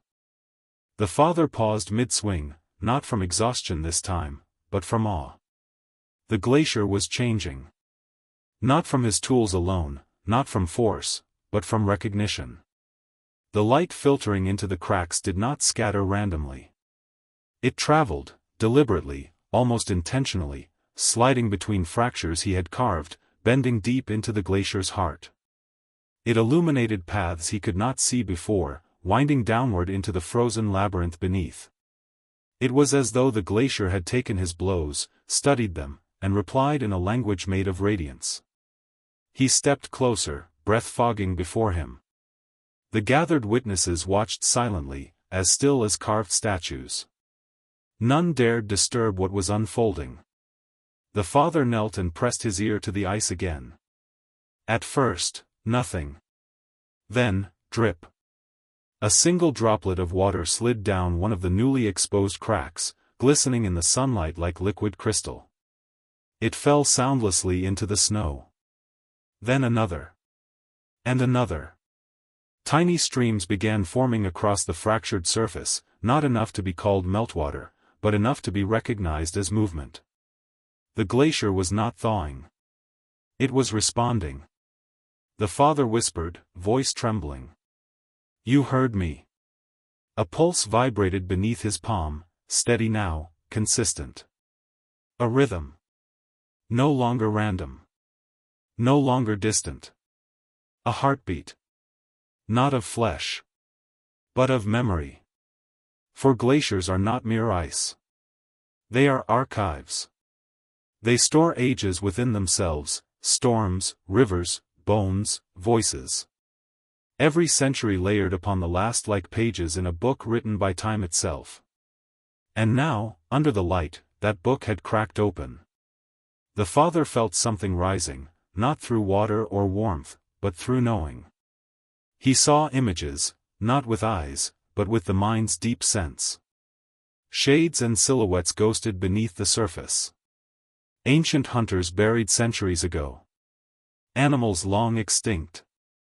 Lost travelers whose names had been swallowed by time. They were not alive. But they were not gone either. They were preserved. Witnesses beneath witnesses. And now, somewhere among them, his son. Not as a corpse. Not as a legend. But as a story still being written. The father closed his eyes tightly, tears forming again, tears that froze instantly before falling. But even frozen, they glittered like the glacier itself. He spoke once more, not loudly, but with certainty. "I'm coming for you." He lifted the axe again. Not with rage. Not with despair. But with conviction. The gathered witnesses did not cheer. They did not shout. They simply stepped forward, closer than before. Some picked up stones. Others lifted poles or metal tools. No one asked for instructions. No one questioned the purpose. They understood. This was no longer one man's battle. It was communion. Under the brightest sun the glacier had seen in years, the father struck again. And this time, the glacier answered in light. The father had come to realize that the glacier did not speak in words. It did not answer pleas or promises, nor did it respond to prayers or anger. Its language was subtle, composed of vibration, color, fracture, and patience. Each shift beneath his hands, each line of light spilling through a fissure, was a sentence. Each groan or creak was a phrase. And he, for the first time, understood that he had been learning this language all along, not consciously, but through grief, persistence, and presence. He knelt once more, feeling the cold pulse beneath his palm, and tried to listen differently. Not as a human demanding answers. Not as a father begging for mercy. But as a witness, attuned to rhythm, to resonance, to time itself. The ice responded in kind, faint tremors rippling outward like echoes from a place older than mountains, older than civilizations, older than memory. In that quiet communion, the father remembered the elder's words from his youth: the glacier remembers everything. Not what is spoken, but what is felt. Not who you are, but who you were. Until now, he had assumed those were warnings to frightened children. Now he understood, they were instructions. He thought of his son, alive, or trapped, or transformed by the glacier's unyielding embrace. The boy's presence, whether tangible or imagined, became a compass. Every subtle shift of ice beneath his hands mirrored the boy's last footsteps across the surface, echoing down into hidden chambers. The glacier's responses were timed, deliberate, and precise. It was teaching him, guiding him, not with voice, but through consequence and light. He touched a crack that had formed the day before. It hummed faintly, vibrating against his fingertips. The sound reminded him of the boy laughing, of his small voice carried on wind across frozen valleys. It was an impossibility, yet profoundly true in his mind. His heart ached with longing, yet he did not recoil. He breathed slowly, letting his awareness sink into the glacier, letting the ice speak without interference. Hours passed, or was it minutes? The distinction had long since dissolved.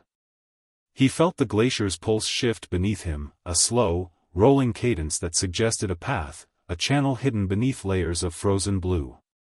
Following it required patience, focus, and humility. The father adjusted his stance, eyes tracing faint shadows and subtle reflections of light. The ice itself seemed to beckon, revealing the edges of unseen corridors, small cavities, and veins of weakness in its frozen armor. He realized then that this was not just a physical struggle. It was a dialogue between species, between human persistence and the glacier's patience, between love and eternity. Each swing of his axe, each placement of his hand, each careful probe of a crevice became a word in this conversation. The glacier neither judged nor sanctioned, it simply responded in its own language, shaping him as much as he shaped it. For the first time, he sensed that his son was not merely a victim of circumstance. The boy had become a participant in this dialogue, a silent echo within the ice. Perhaps the glacier had always intended to teach this lesson, that survival, memory, and connection were not measured in footsteps or breath alone, but in attention, devotion, and understanding. The father leaned back slightly, wiping frost from his face. Sunlight glittered across newly exposed facets, painting faint rainbows that danced like spirits above the blue depths. He understood, the glacier's language was visible, audible, and tangible. He had only to remain patient enough to perceive it, persistent enough to respond, and devoted enough to endure. And endure he would. No cry, no rage, no despair could substitute for this work. Only presence. Only observation. Only relentless listening. With one hand pressed to the ice and the other gripping his axe, he whispered, barely above the sound of his own breathing, "I hear you. I see you. I will follow." And somewhere, deep beneath layers of frozen time, the glacier responded, not in words, but in motion. As the afternoon waned, shadows stretched across the glacier, twisting and bending along its jagged surface like living specters. The father noticed them first at the edges of fractures, where sunlight barely touched. The shadows were not simply absence of light, they were shapes that seemed to move with intention, curling along cracks, pooling in depressions, and retreating when his gaze fell upon them. Each shift reminded him that the glacier was no longer a static entity. It had become active, alive in ways both terrifying and mesmerizing. He crouched beside a widening fissure, fingers tracing the surface of ice that shimmered like frozen water in motion. The cracks beneath his hands seemed to pulse in response to his heartbeat. The faint vibrations traveled down his arms, into his chest, until he could feel them echoing in his bones. Somewhere below, hidden beneath layers of frost and centuries, he imagined a shadow moving, his son. He dared not speak the thought aloud. Not because of fear, but because the glacier demanded respect. Here, words were too crude, too human. Only attention, observation, and persistence mattered. He adjusted his stance, leaning low, eyes scanning every subtle flicker of shadow across the icy terrain. The light had shifted, casting deep, narrow trenches where even the strongest sunbeam could not penetrate. Within those trenches, he imagined his son suspended, neither alive nor gone, caught between worlds. The father's hands began to ache from holding position, his legs trembling from hours of stillness and exertion. Sweat mingled with frozen frost on his brow, yet he did not retreat. He had glimpsed the glacier's intent. It was guiding him, not to destroy, not to punish, but to teach the language of patience. Every shadow, every tremor beneath the surface, every shifting fragment of ice was a syllable in a story he had only begun to understand. He noticed movement now, a subtle, rhythmic descent of snow within a narrow fissure, a sliver of white drifting downward like a silent signal. Could it be a fragment of the glacier yielding? Or was it merely snow settling into ancient hollows? He did not know.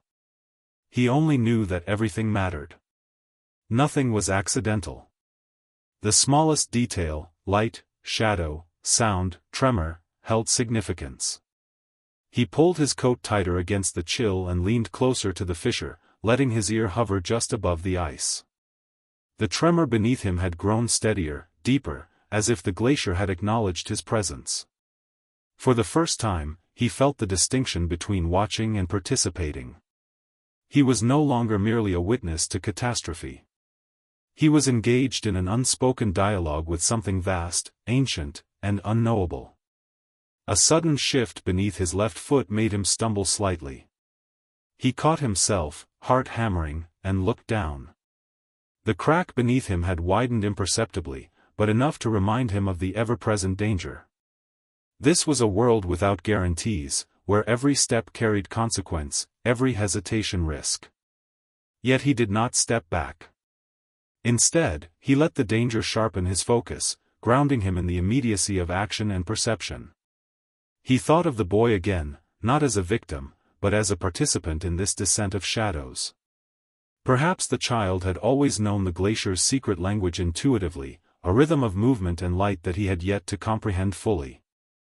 Perhaps it had been his son's curiosity, his willingness to listen, that drew him beneath the surface. And now, it was the father's turn to follow, to interpret, to meet the glacier halfway. He shifted slightly, planting both hands against the ice for stability. The shadows twisted deeper into the crevices, responding to his movement like echoes in a cavern. He felt a chill that was not cold, but expectant. The glacier waited. It had always waited. And now it waited for him, not with menace, but with purpose.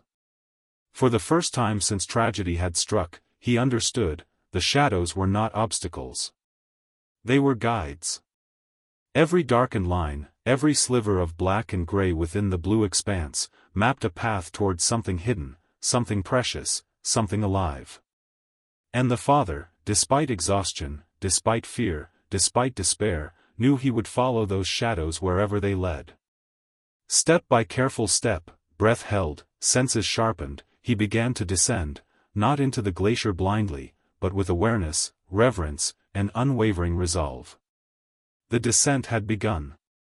As the father continued his descent, he became aware of something extraordinary. The glacier was not merely a mass of ice. It was a repository of memory, a living archive where centuries overlapped, where past and present coexisted in fragile equilibrium. Each fissure, each crevice, each subtle vibration was a thread in an enormous, intricate tapestry, a chronicle that included storms, avalanches, lost travelers, and the footprints of civilizations long vanished. The ice itself carried history in layers, compressed and preserved, as if the world's past had been folded into frozen sheets and stored away, waiting for someone patient enough to perceive it. He ran his hands across a smooth blue wall, tracing the contours with fingers trembling from both cold and reverence. Within the glacier's crystalline structure, he could see faint traces of color, ochre streaks from soil carried by ancient rivers, flecks of mineral that reflected light like tiny stars, and faint shadows, remnants of creatures who had once traversed these lands.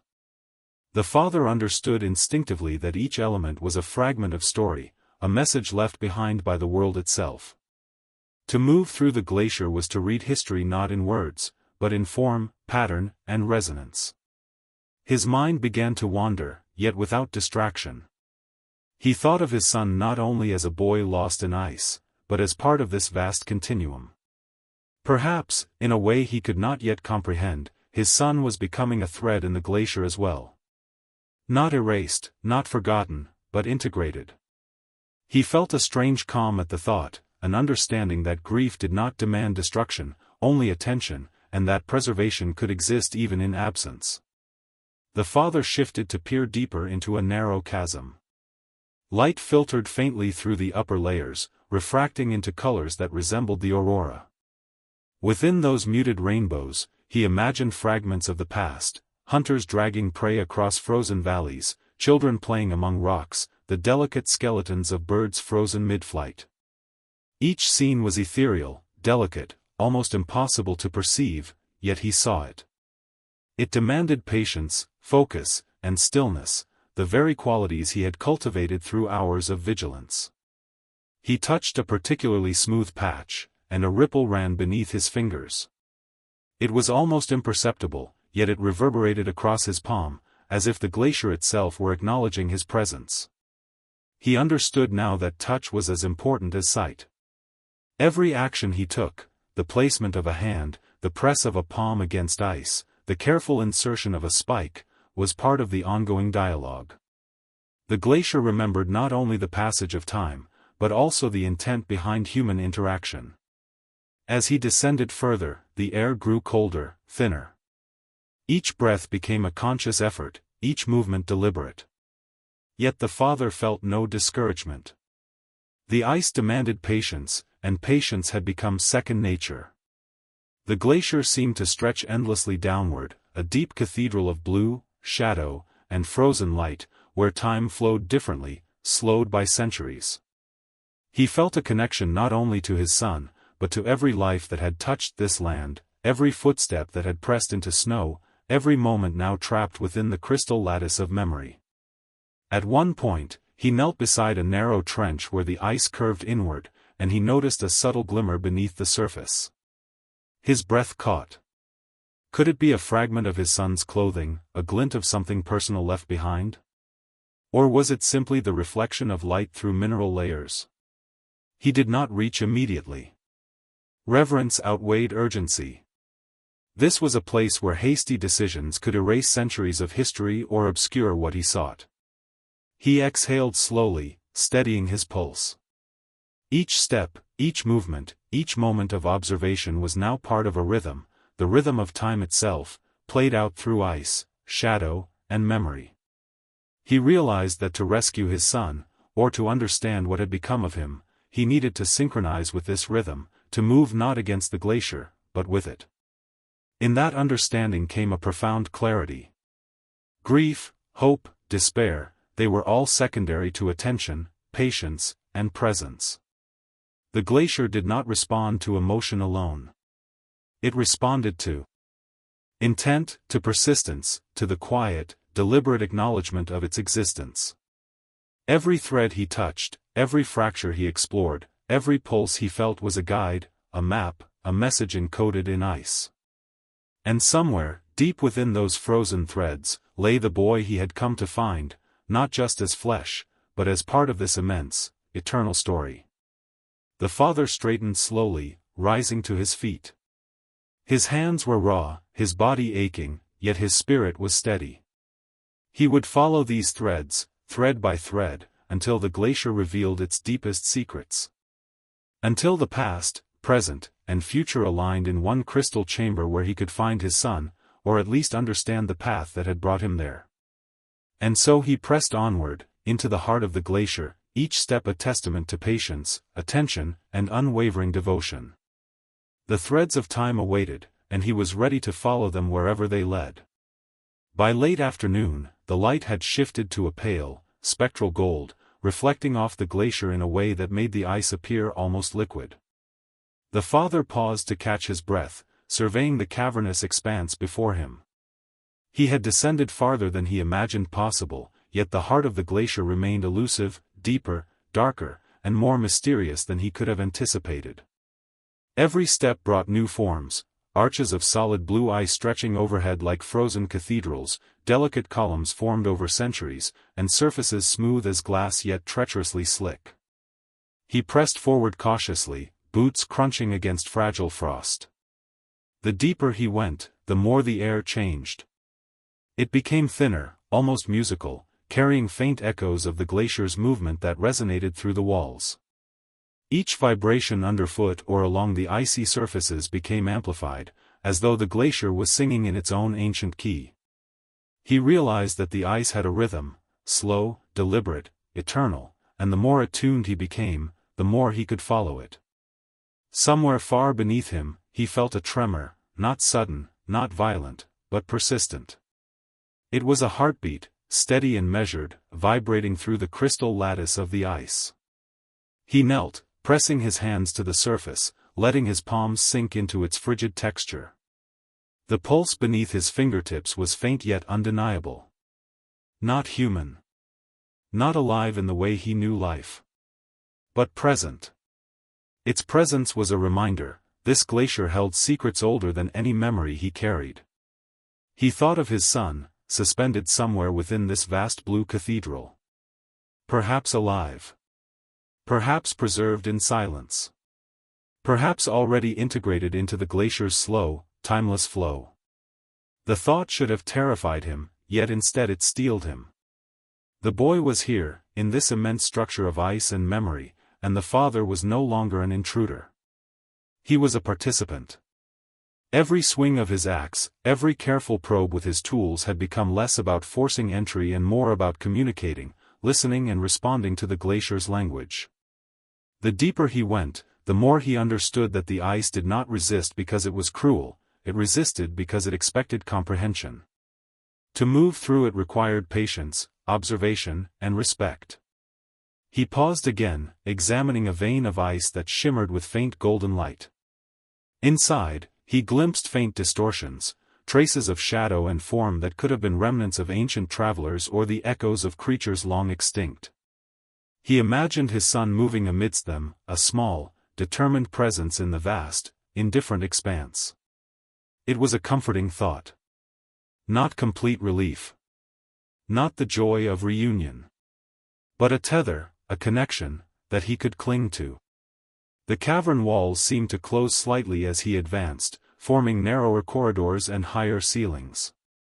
The air grew heavier, colder, and the sounds of the outside world faded completely. Here, there was only the glacier, vast, immovable, patient, and aware. He pressed on, step by careful step, guided by light, shadow, and the faint pulse beneath his hands. At one point, he stopped to rest, leaning against a smooth column of ice.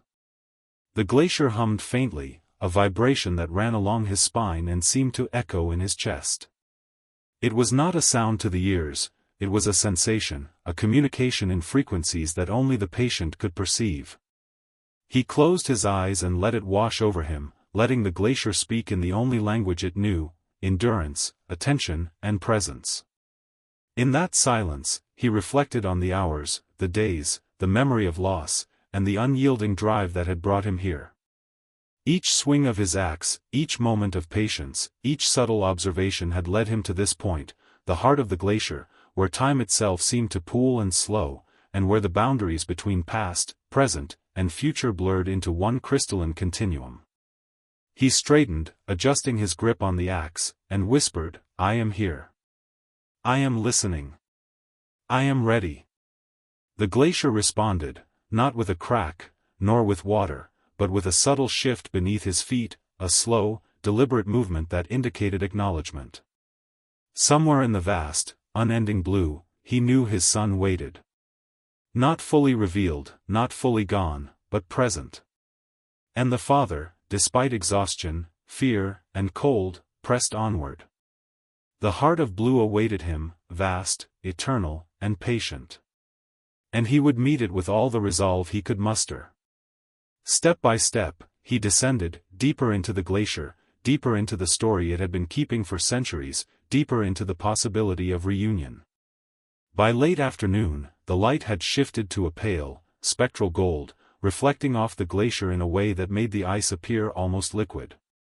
The father paused to catch his breath, surveying the cavernous expanse before him.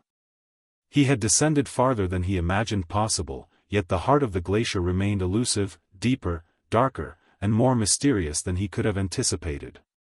Every step brought new forms, arches of solid blue ice stretching overhead like frozen cathedrals, delicate columns formed over centuries, and surfaces smooth as glass yet treacherously slick. He pressed forward cautiously, boots crunching against fragile frost. The deeper he went, the more the air changed. It became thinner, almost musical, carrying faint echoes of the glacier's movement that resonated through the walls. Each vibration underfoot or along the icy surfaces became amplified, as though the glacier was singing in its own ancient key. He realized that the ice had a rhythm, slow, deliberate, eternal, and the more attuned he became, the more he could follow it. Somewhere far beneath him, he felt a tremor, not sudden, not violent, but persistent. It was a heartbeat, steady and measured, vibrating through the crystal lattice of the ice. He knelt, pressing his hands to the surface, letting his palms sink into its frigid texture. The pulse beneath his fingertips was faint yet undeniable. Not human. Not alive in the way he knew life. But present. Its presence was a reminder, this glacier held secrets older than any memory he carried. He thought of his son, suspended somewhere within this vast blue cathedral. Perhaps alive. Perhaps preserved in silence. Perhaps already integrated into the glacier's slow, timeless flow. The thought should have terrified him, yet instead it steeled him.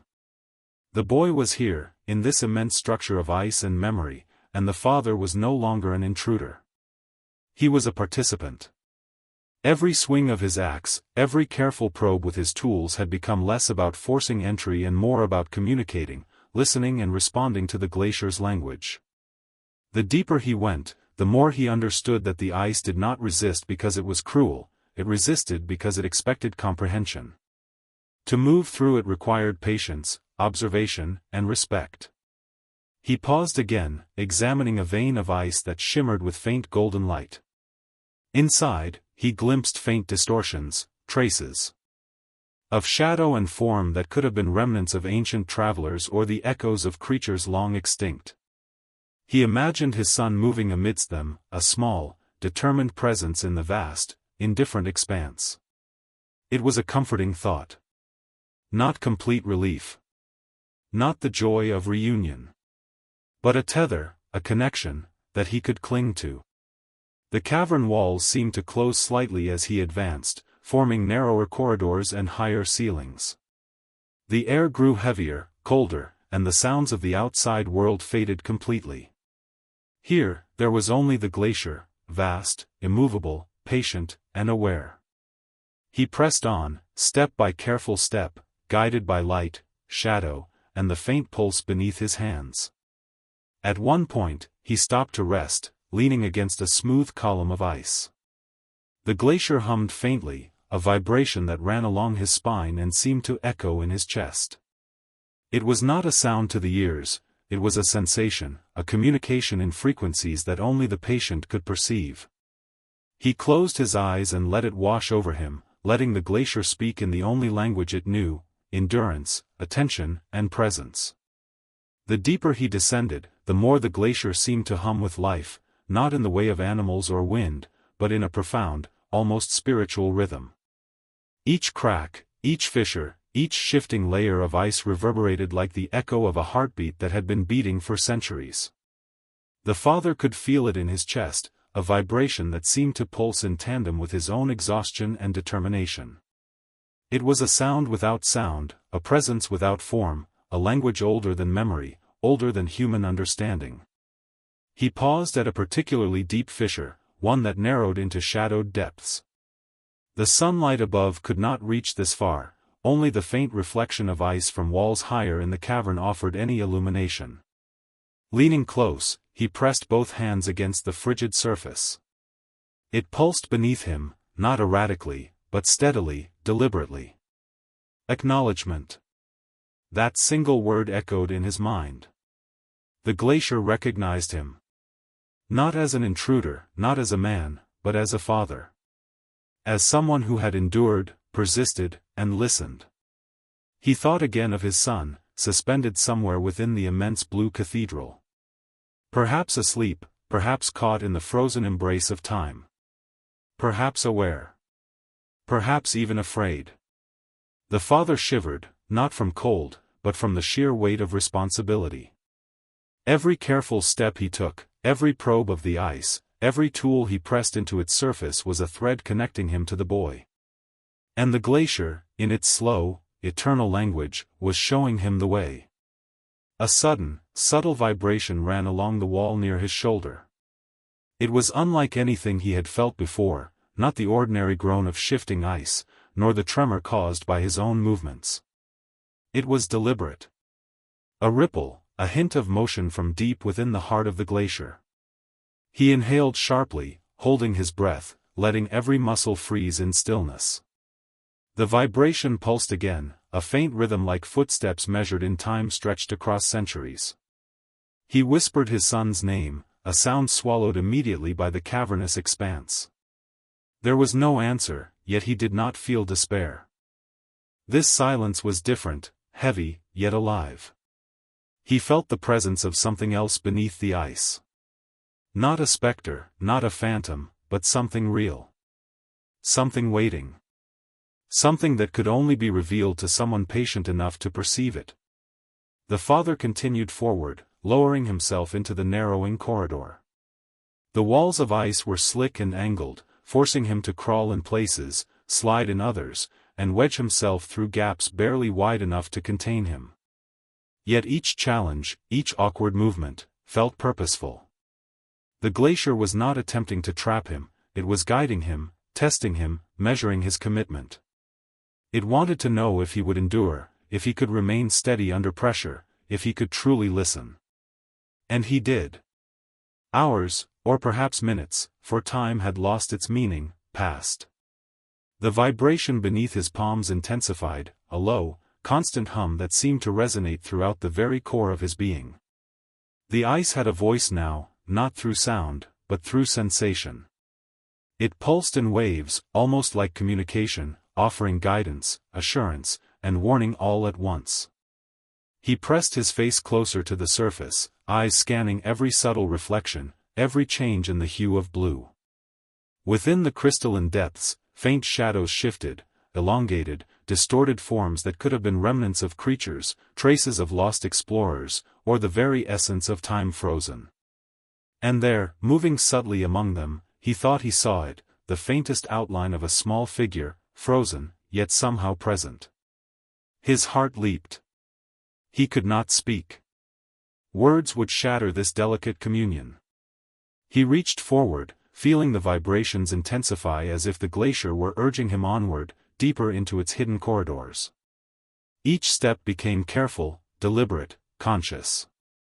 One wrong move could sever the connection, could erase this fragile thread of possibility. And yet he continued. Because in that deep blue cathedral, beneath layers of ice and memory, beneath shadows stretched across centuries, he sensed the truth: the glacier was not an enemy. It was not a wall. It was a guide, a witness, a keeper of stories. And within its frozen heart, somewhere between past and present, his son waited. Step by painstaking step, hand over hand, breath held, he pressed onward. The echoes beneath the ice whispered for him to continue, and he did, not with hope alone, but with purpose, devotion, and a relentless determination to follow the path wherever it might lead. The glacier was speaking, and for the first time, the father truly understood its language. The deeper he descended, the more the glacier seemed to hum with life, not in the way of animals or wind, but in a profound, almost spiritual rhythm. Each crack, each fissure, each shifting layer of ice reverberated like the echo of a heartbeat that had been beating for centuries. The father could feel it in his chest, a vibration that seemed to pulse in tandem with his own exhaustion and determination. It was a sound without sound, a presence without form, a language older than memory, older than human understanding. He paused at a particularly deep fissure, one that narrowed into shadowed depths. The sunlight above could not reach this far, only the faint reflection of ice from walls higher in the cavern offered any illumination. Leaning close, he pressed both hands against the frigid surface. It pulsed beneath him, not erratically, but steadily, deliberately. Acknowledgement. That single word echoed in his mind. The glacier recognized him. Not as an intruder, not as a man, but as a father. As someone who had endured, persisted, and listened. He thought again of his son, suspended somewhere within the immense blue cathedral. Perhaps asleep, perhaps caught in the frozen embrace of time. Perhaps aware. Perhaps even afraid. The father shivered, not from cold, but from the sheer weight of responsibility. Every careful step he took, every probe of the ice, every tool he pressed into its surface was a thread connecting him to the boy. And the glacier, in its slow, eternal language, was showing him the way. A sudden, subtle vibration ran along the wall near his shoulder. It was unlike anything he had felt before, not the ordinary groan of shifting ice, nor the tremor caused by his own movements. It was deliberate. A ripple, a hint of motion from deep within the heart of the glacier. He inhaled sharply, holding his breath, letting every muscle freeze in stillness. The vibration pulsed again, a faint rhythm like footsteps measured in time stretched across centuries. He whispered his son's name, a sound swallowed immediately by the cavernous expanse. There was no answer, yet he did not feel despair. This silence was different, heavy, yet alive. He felt the presence of something else beneath the ice. Not a specter, not a phantom, but something real. Something waiting. Something that could only be revealed to someone patient enough to perceive it. The father continued forward, lowering himself into the narrowing corridor. The walls of ice were slick and angled, forcing him to crawl in places, slide in others, and wedge himself through gaps barely wide enough to contain him. Yet each challenge, each awkward movement, felt purposeful. The glacier was not attempting to trap him, it was guiding him, testing him, measuring his commitment. It wanted to know if he would endure, if he could remain steady under pressure, if he could truly listen. And he did. Hours, or perhaps minutes, for time had lost its meaning, passed. The vibration beneath his palms intensified, a low, constant hum that seemed to resonate throughout the very core of his being. The ice had a voice now, not through sound, but through sensation. It pulsed in waves, almost like communication, offering guidance, assurance, and warning all at once. He pressed his face closer to the surface, eyes scanning every subtle reflection, every change in the hue of blue. Within the crystalline depths, faint shadows shifted, elongated, distorted forms that could have been remnants of creatures, traces of lost explorers, or the very essence of time frozen. And there, moving subtly among them, he thought he saw it, the faintest outline of a small figure, frozen, yet somehow present. His heart leaped. He could not speak. Words would shatter this delicate communion. He reached forward, feeling the vibrations intensify as if the glacier were urging him onward, deeper into its hidden corridors. Each step became careful, deliberate, conscious. One wrong move could sever the connection, could erase this fragile thread of possibility. And yet he continued. Because in that deep blue cathedral, beneath layers of ice and memory, beneath shadows stretched across centuries, he sensed the truth: the glacier was not an enemy. It was not a wall. It was a guide, a witness, a keeper of stories. And within its frozen heart, somewhere between past and present, his son waited.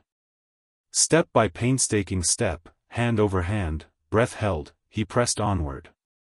The echoes beneath the ice whispered for him to continue, and he did, not with hope alone, but with purpose, devotion, and a relentless determination to follow the path wherever it might lead. The glacier was speaking, and for the first time, the father truly understood its language. At last, the corridor widened into a vast chamber, the size of a cathedral carved by centuries of ice and shadow. The walls stretched upward, translucent and impossibly smooth, capturing the faint light that filtered from above and scattering it into spectral bands of blue, green, and pale gold. The air was heavier here, almost tactile, vibrating subtly with the pulse of the glacier. Every breath the father drew seemed amplified, resonating through the hollow chamber and mingling with the glacier's own slow, steady rhythm. He stood at the threshold, feeling the significance of the space pressing against him. It was as if he had entered the very heart of time itself. Every step taken to reach this point, the hours of struggle, the swings of the axe, the careful navigation through fissures, had been preparation. Preparation not merely for survival, but for encounter. The glacier had allowed him to pass, not freely, but deliberately, testing his endurance, his patience, his resolve. In the center of the chamber, the ice glowed faintly, an almost liquid blue that seemed to ripple with movement beneath its surface. Shadows twisted and bent in ways that defied simple perception, as if the glacier was playing with the light, teasing the eye, revealing glimpses of what lay beneath without ever fully showing it. He knew instinctively that this was the threshold, the line between the known and the unknown, between the world above and the secrets buried deep within the ice. He dropped to his knees, pressing his palms against the floor of the chamber. The pulse beneath his hands was stronger here, a steady thrum that seemed to echo through the very core of the glacier. Each beat was a signal, a measure of presence, a reminder that the ice was aware, conscious in a way that transcended human comprehension. It was not hostile, nor benign, it was watchful. And he, standing at this frozen threshold, was being measured, assessed, and acknowledged in return. The father's gaze swept across the chamber. Faint outlines appeared beneath the surface, shadows of ancient creatures, traces of travelers long gone, shapes frozen mid-motion. And then, faintly, almost impossibly, he saw it, the silhouette of a small figure, curled, motionless, yet unmistakably human. His breath caught in his throat. He had followed the threads of time, listened to the echoes beneath the ice, and now, finally, the glacier had allowed him a glimpse of his son. He rose slowly, trembling with emotion, and pressed forward. Every movement was deliberate, careful not to disturb the delicate equilibrium of ice and shadow. The chamber seemed alive, responding to his presence. Vibrations ran beneath his feet, up his legs, into his chest. The glacier's pulse quickened subtly, as if it recognized his purpose, his intent, and his devotion. As he approached the figure, details became clearer. The boy was frozen in a moment of time, yet there was an unmistakable presence, a quiet awareness, as if he were sleeping, waiting, or perhaps observing. The father's hand hovered just above the surface, hesitant to touch, fearing that a single misstep could shatter what little connection remained. But then he whispered, barely audible, "I am here. I have come for you." A faint tremor ran through the ice. The figure stirred subtly, shifting within its frozen cradle. The father felt a surge of hope mixed with awe and trepidation. He realized that the threshold was not merely physical, it was a boundary between despair and possibility, between loss and reunion, between human effort and the glacier's ancient will. He knelt beside the boy, tracing the contours of the ice that encased him. The pulse beneath his hands resonated in synchrony with the faint heartbeat he felt within the figure itself. Not fully conscious, perhaps, but present. Real. alive in ways that transcended simple measurement. For the first time since the disaster, the father allowed himself a single thought: relief.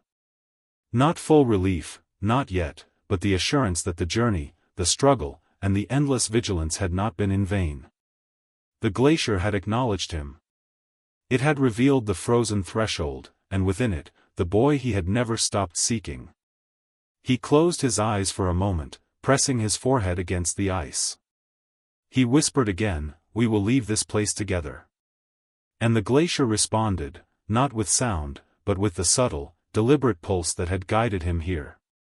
A rhythm of life, memory, and eternity, marking the beginning of the next chapter.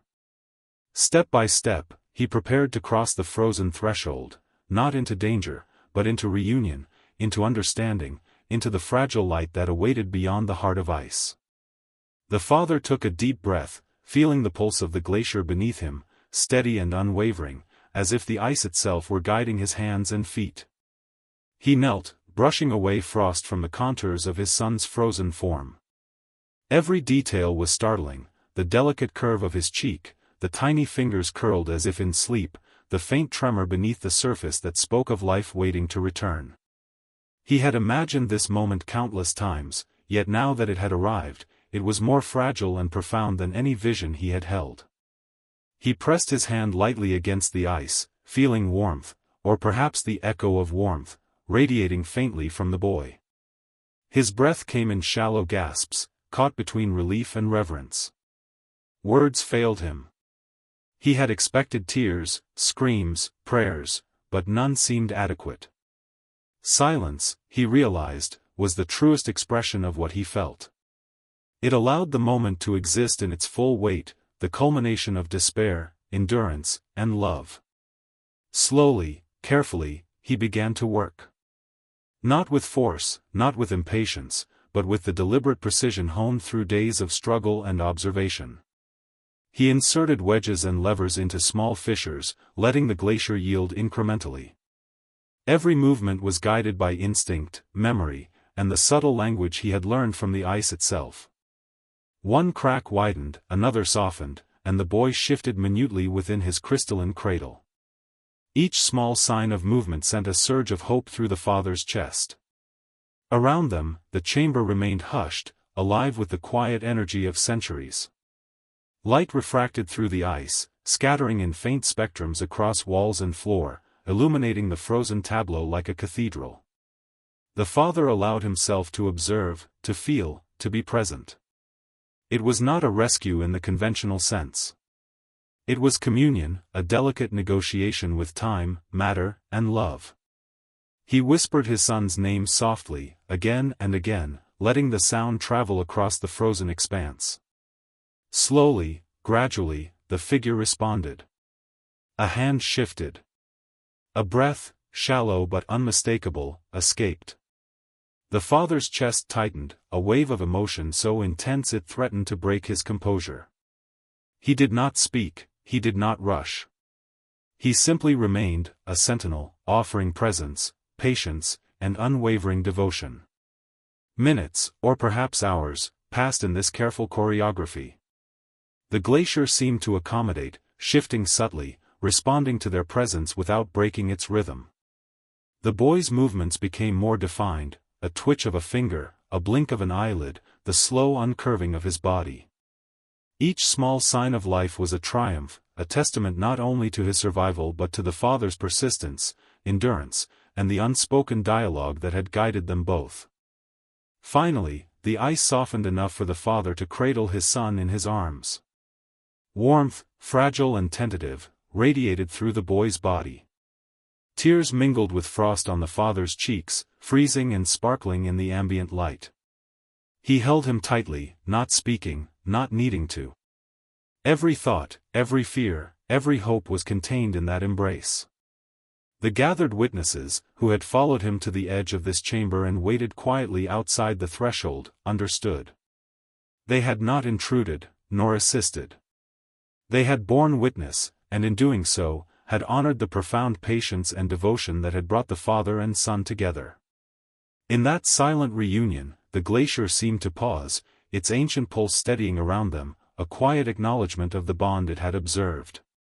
The father whispered once more, "We are together now," and felt the boy's small hand press lightly against his chest in response, a fragile, real connection, born of endurance, love, and reverence.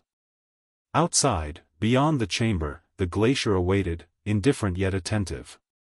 But within, a father and son existed in a moment suspended between time and ice, grief and relief, absence and presence.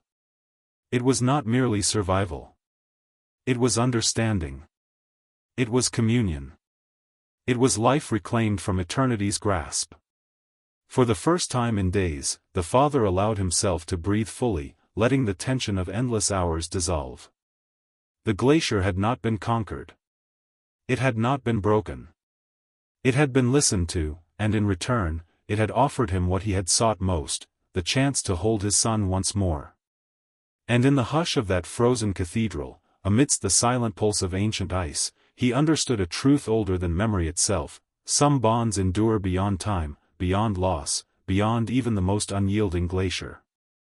They endure in silence, in attention, and in the unwavering heart of a parent's love. The father rose slowly, cradling his son against his chest, feeling the fragile warmth returning with each heartbeat. The glacier, once an opaque monolith of frozen time, now seemed to yield slightly to their passage, as if acknowledging the bond that had drawn them through its heart. The pulse beneath his hands, once steady and unrelenting, softened into a gentle hum, echoing the rhythm of life that had been restored. Every step upward toward the chamber's exit felt deliberate, measured, not only a physical journey but a continuation of the dialogue that had begun days ago. Sunlight poured into the chamber's upper reaches, refracted through the crystalline walls into radiant patterns that danced across the ice. Blue melted into gold, gold into pale green, creating a kaleidoscope of ephemeral colors that seemed to celebrate the reunion within. The father felt a momentary awe, a recognition that they were leaving not merely a space of frozen confinement, but a sacred cathedral that held centuries of history, memory, and endurance. Each glimmer of light seemed to whisper, "You have listened. You have persisted. You have understood." He adjusted his grip on his son, who now stirred more fully, blinking against the filtered sunlight. There was still fragility in his movements, a delicate awareness of the world after so long in the glacier's embrace. The father did not rush. Each careful step upward, through narrowing corridors and over fractured ice, was part of the continuing communion with the glacier, a negotiation of movement, respect, and patience. He spoke softly, words nearly drowned in the hum of ice, "We are leaving together. You are safe now." Outside the inner chamber, the light grew stronger, mingling with the distant shadows of the vast glacier landscape. The father felt the enormity of what they had traversed, not only the frozen labyrinth of ice but the emotional terrain of despair, determination, and relentless hope. He realized that the journey through the glacier had transformed them both. His son, fragile yet resilient, had become a living testament to endurance. And he, the father, had discovered depths of patience, love, and devotion previously unknown, forged in the crucible of silence and cold. The corridor narrowed toward the exit, a final challenge before emerging into the open air. The ice shifted beneath their feet, a subtle reminder that the glacier remained alive, aware, and eternal. Yet the fear that had driven the initial descent had dissolved into reverent focus. Every movement was precise, every adjustment intentional, guided by the silent language of ice that he had learned. Finally, they reached the outer edge. The sun, now dipping toward the horizon, cast a warm, amber glow across the snowfields. The wind, cold yet gentle, swept across their faces, carrying with it the scent of the open world. The father stepped forward, and for the first time, the weight of the glacier receded behind them, leaving only memory and reverence. He lifted his son slightly, feeling his arms tighten in response, and inhaled the crisp air deeply. For a long moment, they simply stood there, father and son, bathed in light, the vast glacier stretching silently behind them. The journey had ended not with conquest, nor with triumph, but with understanding, patience, and an enduring bond that had weathered cold, darkness, and time itself. The father whispered, barely above the wind, "We are together. And we are free." The glacier remained, immense and eternal, a keeper of stories, secrets, and lives frozen in time. Yet it had revealed one truth: to endure, to persist, and to truly listen, even the most unyielding of forces will open, if met with unwavering presence and love. And as they stepped onto the open snowfield, the last rays of sunlight glinting across the ice, the father realized something profound. Some journeys are not about what is taken from the world, but about what is given back to it, the care, the attention, the love that transforms even the coldest, hardest places into spaces of connection, memory, and hope. Together, they moved forward, leaving footprints in the snow, carrying not only life but the story of endurance, the echo of grief turned into understanding, and the unbreakable bond between a father and his son. The father and son stood at the edge of the glacier, the wind sweeping across the snowfields, carrying with it the faint scent of ice and ancient stone. Behind them, the immense frozen cathedral remained, silent, vast, and eternal. Its walls, now tinged with the gold of fading sunlight, shimmered like a memory captured in crystal. For a long moment, the father simply gazed at it, letting the enormity of their journey settle in his mind and heart. The glacier had been more than a landscape, it had been a teacher, a mirror, a keeper of time and story. He thought of the days and nights spent within the ice, the exhaustion, the vigilance, the patience required to interpret the glacier's subtle language. He remembered the echoes beneath the ice, the threads of time winding through every fissure, and the spectral light that had revealed glimpses of history frozen within layers of crystal.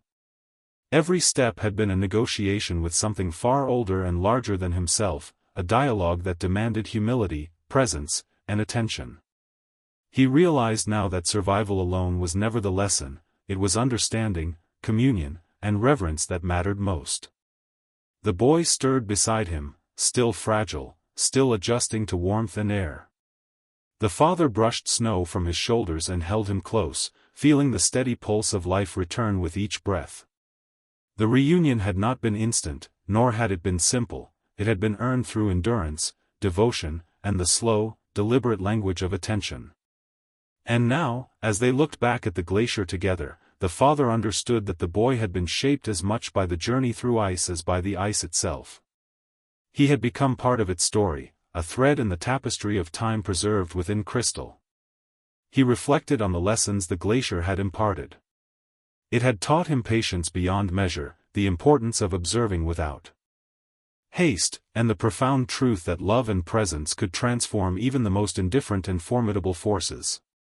The glacier had demanded humility and rewarded persistence, shaping both father and son in ways that no human teacher could. And in its vast silence, it had revealed something deeply human, that endurance, attention, and devotion can navigate the boundaries between life and death, loss and hope, absence and reunion. The father knelt beside the boy, pressing a hand to his shoulder. "We have been through much," he said softly. "But we are here. Together. Alive. And the glacier, it has shown us more than we could ever have imagined." The boy looked up, eyes wide, absorbing the enormity of the landscape, the memory, and the story that had unfolded around him. He did not yet fully understand the glacier's language, but he felt its lessons in the rhythm of his heartbeat, in the careful steps they had taken, in the endurance that had brought them to this moment.